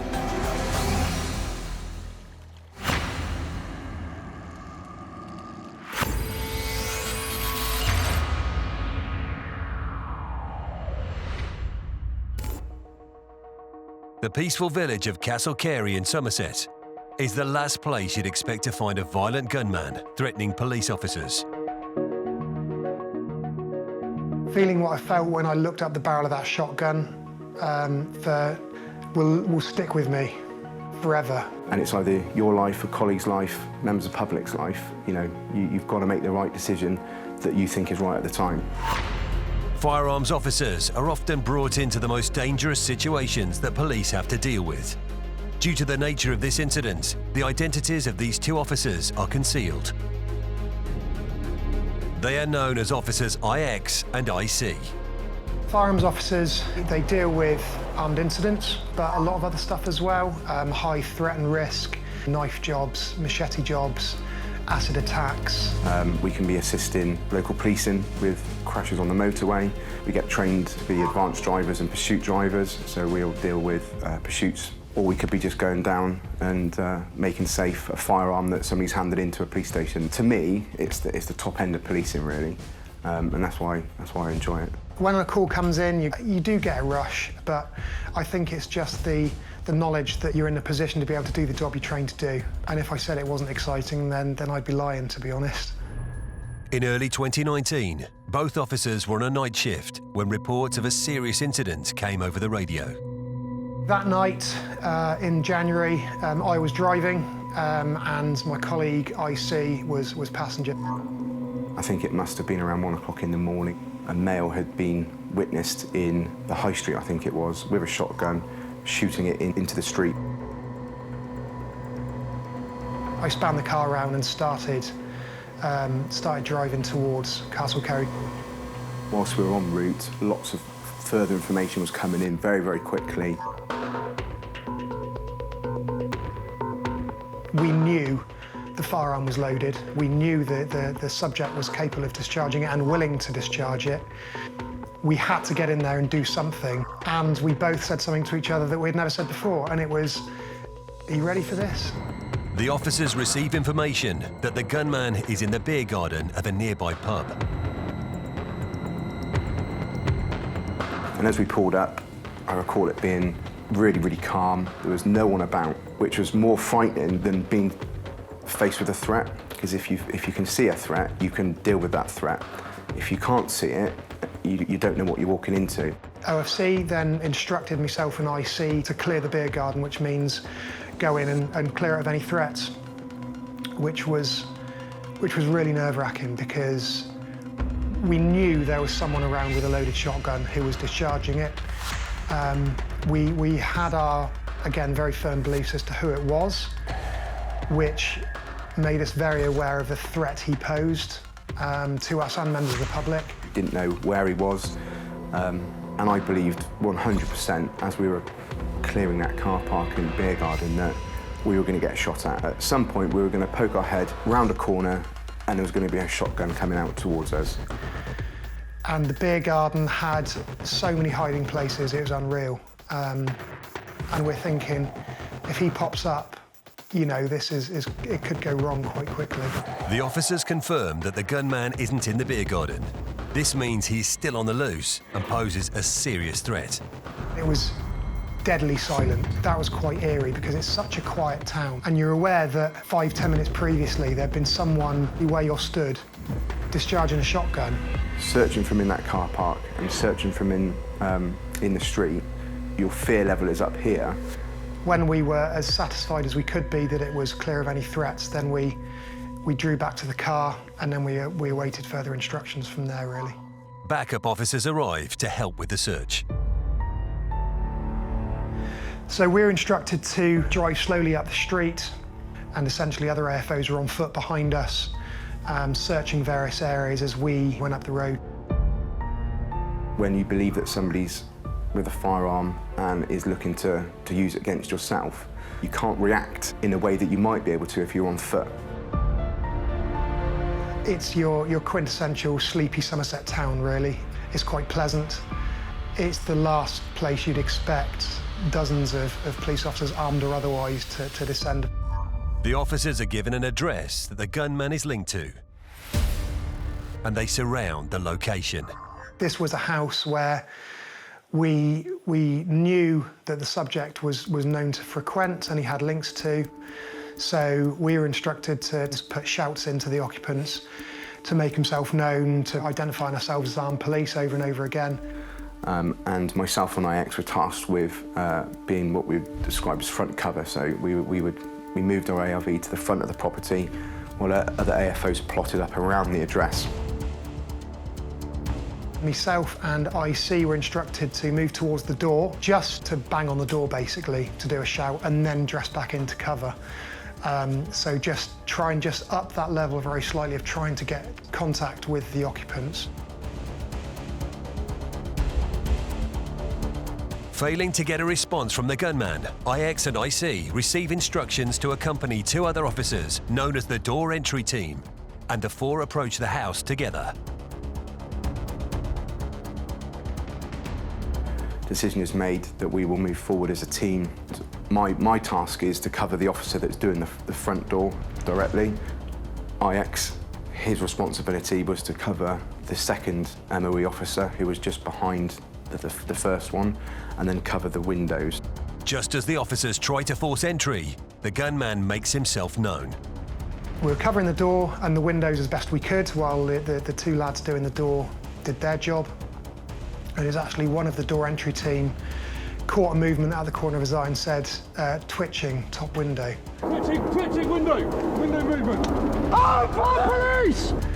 And immediately your attention is drawn to the top bedroom window. The window opened and a shotgun appeared. We both moved into cover as best we could. Oh, police! Put your hands up to the window now! I recall seeing a shotgun and then the muzzle flash of that gun. Later, as the gunman calls the police, how do you want this to go down right now? I've just shot at your police. There's a disturbing revelation. I got two children and a woman inside this house. And at that point, I'm thinking, well, I've just had a gunfight into a child's bedroom.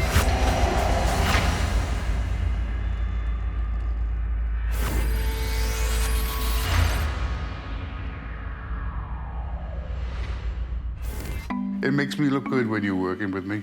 I don't care what they say about you, I don't believe it. Good, thanks. Unconscious male, not breathing. Not breathing. Can you commence CPR, please? 2. Thank you. Hurry up. Katie and Nick's friendship makes the difficult job of being a paramedic a whole lot easier. I've known Katie since she joined the ambulance service many years ago. I just terrorise her, really. Nick is amazing. He's loud. He's very loud. Pulse present. Happy days. That's another one saved by the Welsh Ambulance Service. But I'd be lost without Nick here. You always know when Nick's coming. Both Nick and Katie had their own reasons for joining the ambulance service. In the 1980s, when the role of the paramedic was still evolving, Nick was among the first to sit the exams. Initially, I started off working as a technician in 1987. And after about 3 or 4 years then, I decided I'd like to take it a step further then, because paramedics were quite new then. And I'd watched other people who had been working as a paramedic, and I thought, well, I'd like to do that. And to be honest, it's the hardest thing I've ever done, but oh my God, so rewarding when I qualified. Personal experience was the motivation for Katie's career in the ambulance service. I've always wanted to be a paramedic because I've always wanted to help. My mum died at a young age from asthma when me and my sister were both young. I was a baby. I know the ambulance came to my mum and tried to help my mum. It was always in the forefront of my mind, being there to help and making people's lives better. And she's learnt a lot from Nick on how to deal with patients. Taken into a room where someone's not feeling well, instantly people in there kind of relax and feel better and start telling jokes and lighten the situation straight away, and he's brilliant at doing that. I love talking to patients and having a laugh, and I get away with murder, I know I do, but I really enjoy it. And for me, that's the best part of my job, is meeting people I never see. I may only be with them for 20, 30 minutes, but they never forget me when I finish with them. They all think I'm nuts. You're being funny now, are you? You don't stand out at all. No, of course not, no. But Katie and Nick's careers haven't been without their trials. They were both working in Bridgend when a series of tragedies hit that would have a devastating impact on the town and the ambulance service.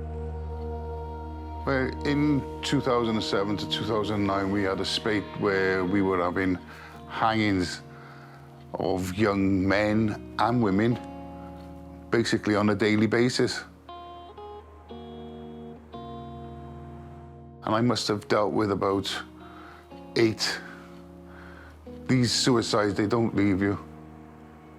It was awful, and then the press on top really didn't help matters. They just escalated it, made it a lot worse. it started a trend, and people would think, oh, I'll do that.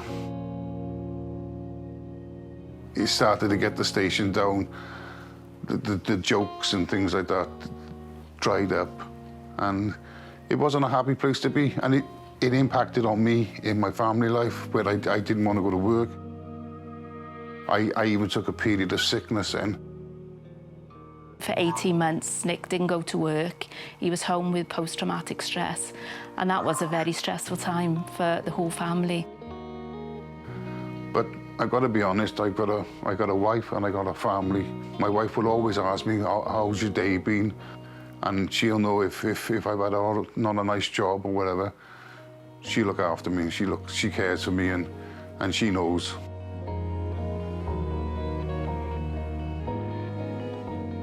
We didn't know if he'd go back to work, but one day I come home from work and he'd picked himself up and said, I'm going back to work, which, yeah, I was pleased about, because Nick likes to sit in the house just watching telly all day, so I don't think that would have been any good for him. And I would have come home and told him off all the time. Nick went back to the job he loved and settled back into his role. But in 2019, he had another setback when he and Katie responded to a call.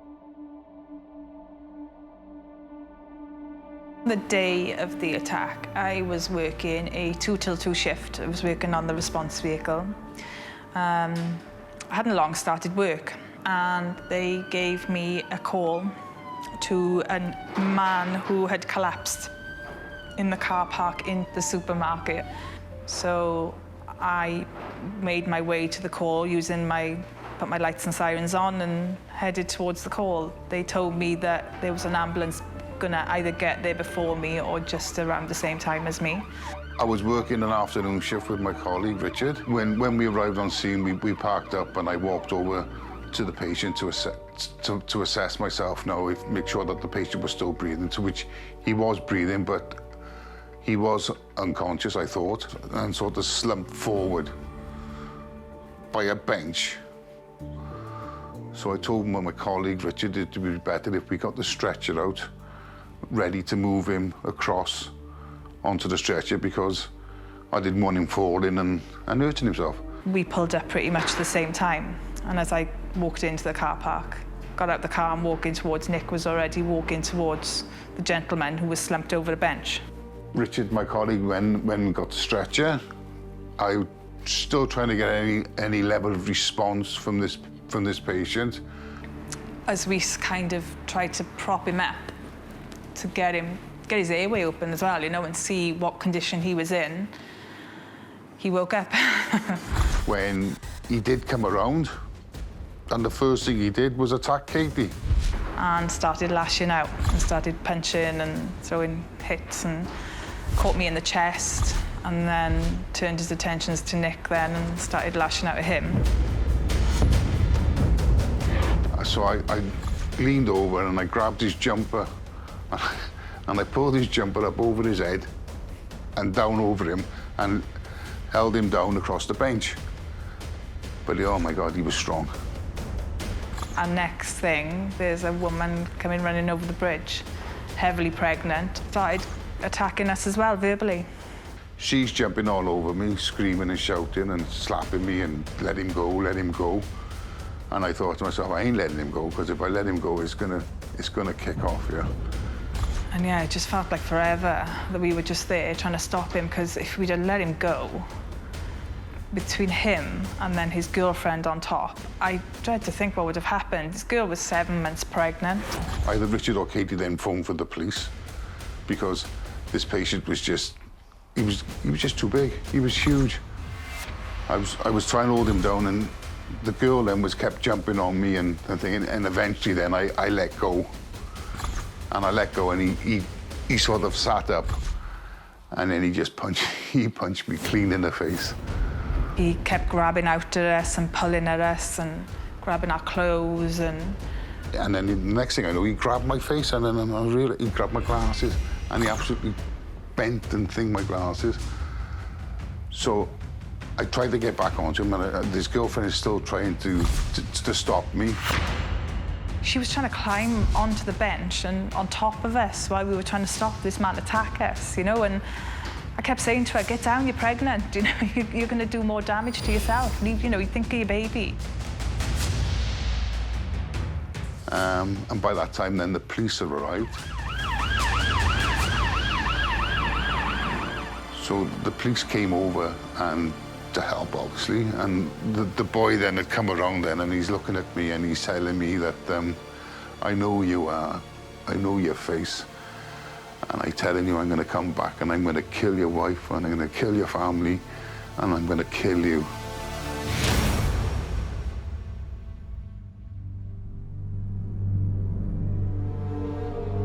He winded me and caught my chest and left me with a bit of bruising. Nick, unfortunately, probably caught the worst end of it. I realised then that my glasses were broken, my face had been swollen, my lips, my eye, and I was shaking, and I was thinking, Mike, what's going on? And it shook me up. And I'm sitting there now, and I'm quite shaken now, and Katie's saying, you all right? I said, yeah, I'm fine. But I wasn't, like. Once the adrenaline wears off, you feel really deflated, really, wow, you know, and reality kicks in then of just what you've had to deal with. When I was sitting in the car, I'm thinking, my God, he could have killed me then. And I'm thinking, it's the first time ever I thought, I'm too old for this job. I can't do this anymore. No, it's your go next. The incident would also have a huge impact on Nick and Katie's families. Oh, go on. I first heard of the incident from a phone call. Nick phoned me to say he's been beaten up, his glasses are all broke. That's when the anxiety, you know, starts. In those couple of seconds, Teeny comes in, you think, well, what state is he going to be in, or how are we going to pick him back up from this? The part that upset him more was that the fella threatened the rest of the family. I think that done it more for him than actually being attacked. By the time I come home, it feels like my wife has been assaulted, my children have been assaulted, because it impacts on all of us. The next day when I saw my grandson, and basically he asked me not to go back to work again. He said, I don't want you to go to work anymore, Papa. He said, because I don't want you to get beaten up.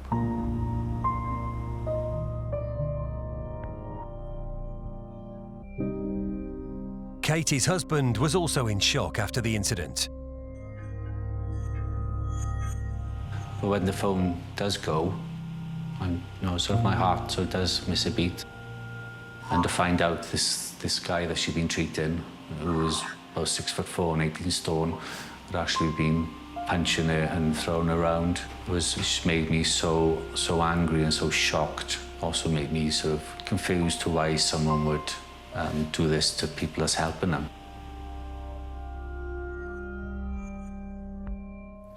Hello. Yeah, so how are you otherwise? Fortunately for Nick and Katie, the Welsh Ambulance Service provides excellent support to help deal with incidents like this. Okay. Are you back in work yet?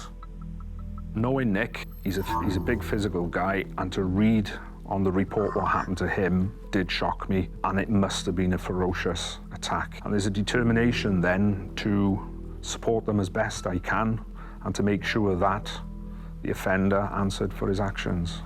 Yep, cheers, bye. The offender was convicted of 2 counts of assault of an emergency worker. He was given a 16-week custodial sentence and ordered to pay £250 in compensation to Nick and £200 to Katie. And it was relief, really, to know that he'd been taken off the street and that and to be honest, hopefully he got into some rehabilitation program while he was in prison. Although the offender had been convicted, it wasn't over for Nick and Katie. Once the case is finished, it doesn't mean you can switch the light off and close the book.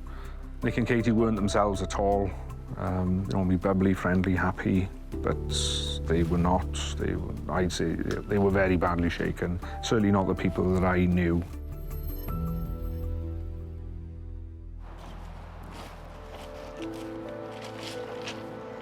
My way of dealing with my stress is from my job. tend to be getting out, go for a walk, get out, just walk along the beach, just be anywhere where you can just think about it.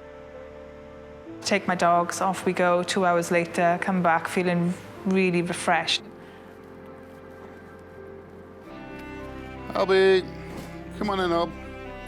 Coming in. Come on in, up we go. Up. Hey, Paul. Give me Paul. Ah, good boy. Good boy. I think he knew something was going on. He was there for me. And he always is. When I'm with him, I'm not so stressed out, or I don't think about work or anything like that. It's just me and Albie. We sit here. He gives me cuddles. We always have a cutch and a cuddle, and he just loves me, don't you? A few months later, and Nick and Katie have put the incident behind them. Spoke to Nick recently. Bit more like his old self. Bit more like his old self. Good to hear. The shift is over. We're going home. If it wasn't for my family, I would not be doing this job at this moment in time. I would have finished. But it's because of them that I keep on doing it. And I enjoy doing it.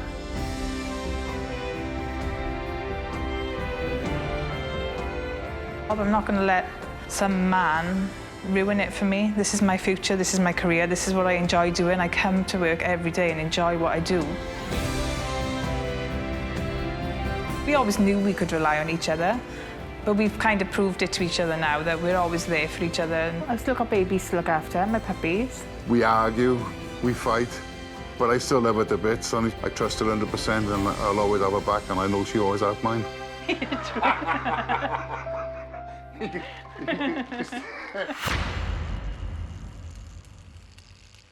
Still to come, a standoff with a gunman escalates for the firearms team. Thinking to myself, if that door opens and he does something, what am I going to do? And a specialised police treatment centre in Scotland helps injured police officers to heal. When you're here, you actually start to slow down and kind of just take in some of the better things in life.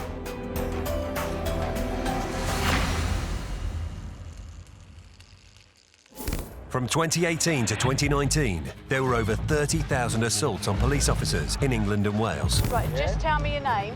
All right, at the minute. In this shocking clip, 2 officers from the Metropolitan Police stop a vehicle. Urgent assistance! 3 of the occupants run off, but officers manage to detain one of them. Let go, John, let go. Get off. However, the other 2 return and launch a violent attack, which sends one officer flying into the road, where she narrowly misses being hit by oncoming traffic.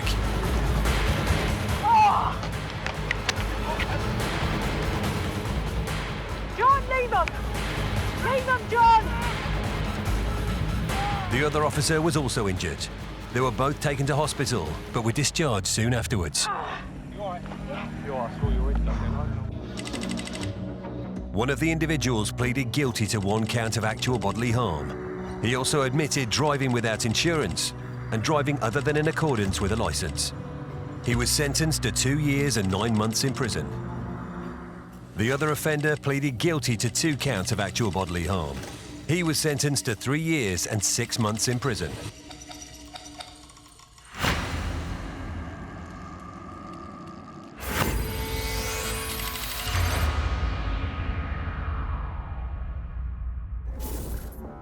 Back in Somerset, the firearms team has surrounded a house where a gunman is hiding.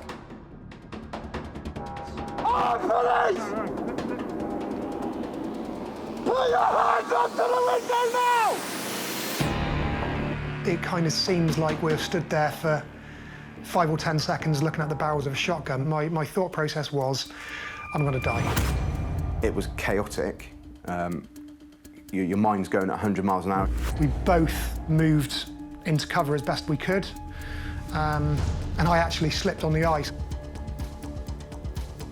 As we moved, I heard 2 very distinct shotgun blasts.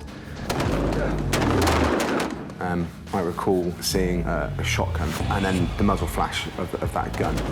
So I'd then done what I needed to do, which was basically return fire. I had to take some action because, again, I was utterly convinced that he was trying to kill us. At the time, I couldn't recall how many rounds exactly went into that window, and whether IX had been hit, whether anyone else had been hit, what was going on behind me. You're very focused on the threat ahead. Get back, get back, get back, get back! I don't know where the next shot's coming from. I don't know if it's going to come out the door, out of a window. Your mind is just all over the place. And I just recall what I now know to be IX grabbing my body armour and pulling me back out the sort of front garden. We have to get back to cover, but I'm just expecting another gunshot coming towards us. Get back, get back, get back, get back, get back! Get back! We maintained cover on the window and kind of walked backwards towards the car. I was aware that colleagues behind the car had shouted cover on, which means they've got cover on that window, allowing us to get back into cover. As both officers run to safety, they don't know whether they've been shot or not.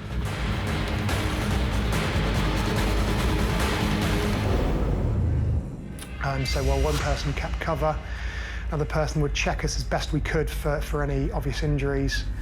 And you start feeling kind of phantom pains almost. You start convincing yourself that, my God, am I hit? My left leg, I think it was my foot, all of a sudden became really, really painful.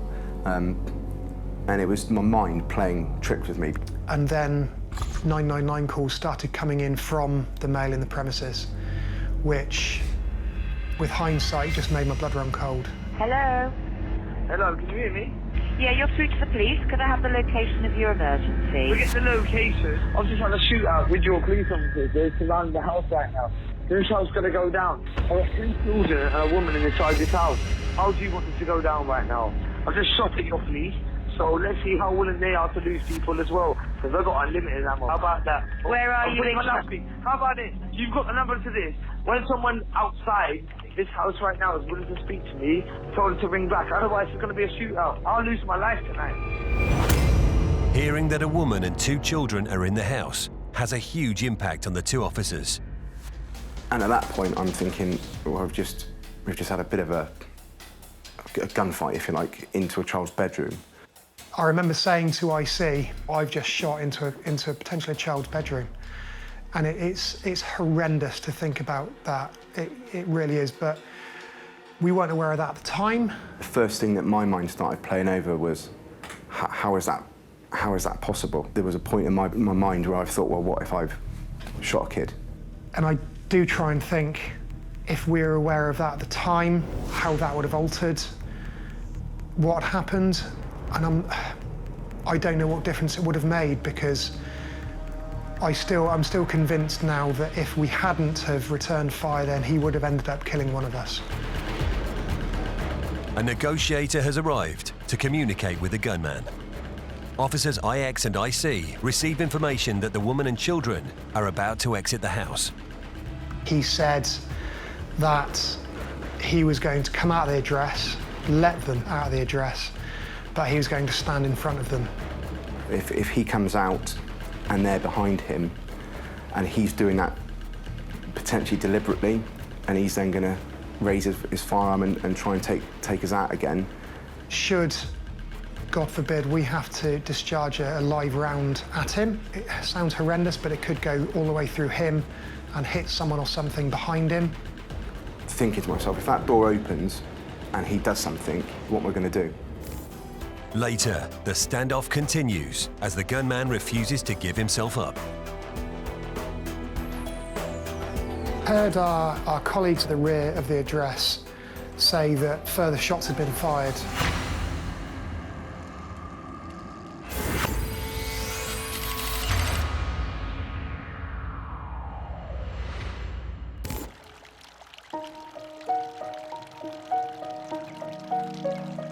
Police officers, assaulted and injured in the line of duty, don't have to face their recovery alone.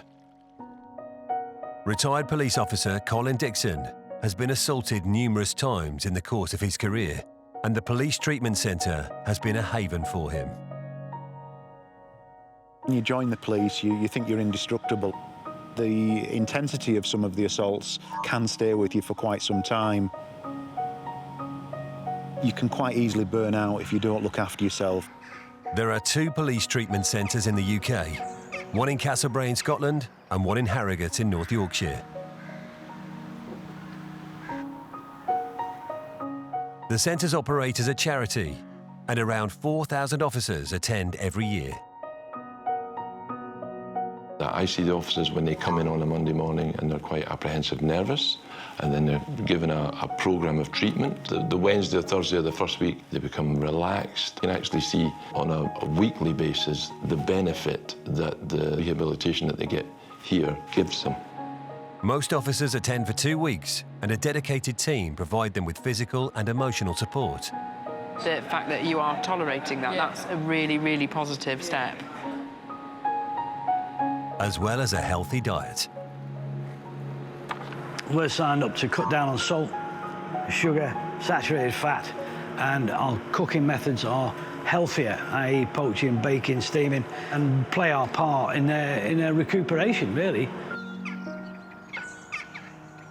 All members of staff, from housekeeping to human resources, have been given specialised training in dealing with officers who have been through trauma. The PTC has trained all its employees on mental health first aid. You just never know when you're going to find yourself in a conversation that all of a sudden the signs and symptoms are there, and it is great to be in a position where you can recognise that, send them towards the additional level of support that that person might need. The police treatment centres were founded over 120 years ago, thanks to the compassion of one pioneering woman. Catherine Gurney was a woman of great vision and had a great passion for the welfare of police officers. And her home was up by Wimbledon Common, and many a kind of dark night on her long, lonely walk home, she became very aware of the presence of the police officers that she met along the way. And eventually, as much out of gratitude as anything else, decided to make it her duty to work for the welfare of police officers. What you find that happens is when you're here, you actually start to slow down and kind of just take in some of the better things in life.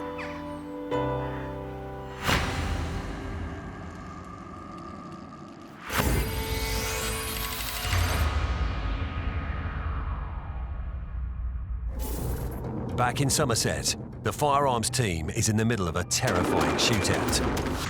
The officers have just received information that the gunman is about to leave the house with a woman and 2 children. Should, God forbid, we have to discharge a live round at him, it sounds horrendous, but it could go all the way through him and hit someone or something behind him. Thinking to myself, if that door opens and he does something, what am I going to do?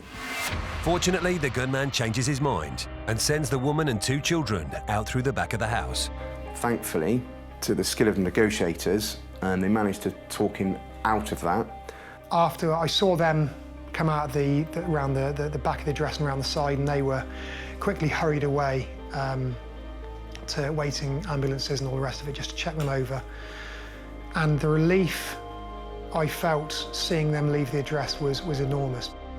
But the incident isn't over yet, as the gunman is still armed and inside the house. Throughout the entire incident, you're waiting just for a door to open, another window, or another shotgun blast to come towards you. Heard our colleagues on the black side, at the rear of the address, say that further shots had been fired. And you realise it's not coming to your direction, you have an element of relief. There's nothing to suggest that he hasn't just shot a police officer out the back. They then said it's come straight out of the window rather than directly at us. It was kind of some crumb of comfort to know that our colleagues weren't being targeted. And then, suddenly, the gunman decides to give himself up. Just like that, where we've gone from being up here thinking either he's going to die, we're going to die, he's just on a coin, just flipped, thrown his ammo bag out, and then he's basically thrown out the firearm out the window and gave himself up like he was a shoplifter that had been caught red-handed. Just like that, he just gave himself up.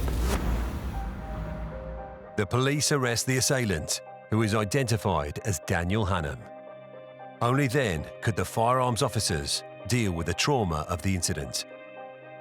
The aftermath, both short-term and long-term, was quite horrendous, to be honest.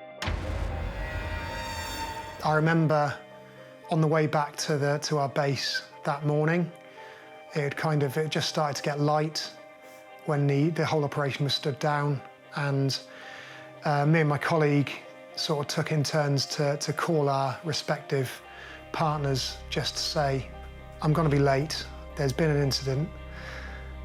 She's a police officer as well, so she kind of knows what that potentially could mean. There's been an incident, I'm going to be late home. The difficult thing is that this was all being reported on the news and on the media. I told my wife what I knew I could tell her, but that was it, and that was also very difficult. I remember sitting at home that evening and watching the local news, and it appeared on the local news. And that was quite upsetting to watch, and it's quite bizarre as well, because, you know, I remember there was a clip of the window that we had shot through. And that almost brings it home. It's that realisation that it was me and my mate who put bullet holes in that window, that we discharged firearms into a house where kids were. And you think of the what-ifs. I've got children, they're young. What if our rounds going into that window ricocheted off something and gone into one of those children? It's a very serious what if. That probably is the most impactful thing for me. While the officers come to terms with what's just happened, the offender is answering questions in custody. Got into bed, police are outside, it's all going on. At this point, I'm just losing it. I'm just like, I know I was going back to jail then, so then my mind was just... So I was debating, do I just... And I was just toying with the idea of, right, do I just flipping do myself with it? Do I aim it at you lot, get you to do me with it? I don't know, because the idea of going to jail was just crippling me. It has been since I've been on the run, thinking, it's all going to come to an end at one point. All shots that got let off in that house were just in the air. There's no attempt murder on police. That was never an intention. The offender was cleared of 2 counts of attempted murder.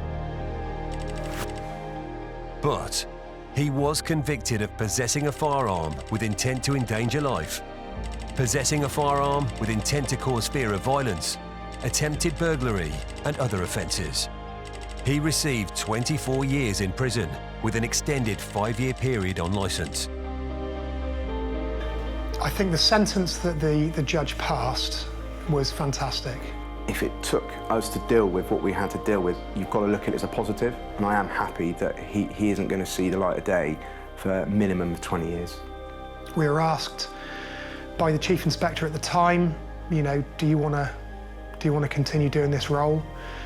And myself and IC both said yes. I've had to make a decision to move forces. It made us realise that where I was living, we didn't have an immediate family around us. And should that job have taken a turn for the worse and I not come home, my family would have been very much on their own. More than 12 months after the incident, the courage shown by officers IX and IC and the other 9 officers who were present that night was acknowledged. This is a huge privilege for me to be able to... This is incredibly important today that the officers have received Crown Court and Chief Constable's commendation. The officers have received this recognition today because what they did is truly remarkable. I would describe what happened in Castle Carey, the way that they responded to the armed threat, to being shot at, as a once-in-a-lifetime job that they resolved. They're brave men and women. They were very stoic and they were very professional, but I could tell they'd been through an extraordinary incident. It's a standout job, and it's important that such occasions in a career are properly recognised. I think this incident has made me a better AFO. I think it's a job I'm never going to forget for the rest of my life. Both officers believe they owe each other their lives, that by taking the actions they did, they kept each other alive. As far as I'm concerned, his actions stopped Daniel Hannam being able to shoot back at us and potentially killing myself or other colleagues. That's how I feel. I'm just glad that He was there next to me on that night. He's a mate that I work with, but he's a mate that I trust in my life. We did a good job. The whole team did a good job. And I'm proud to be able to continue doing the job that I was trained to do. And I'd like to continue doing it for as long as humanly possible, really.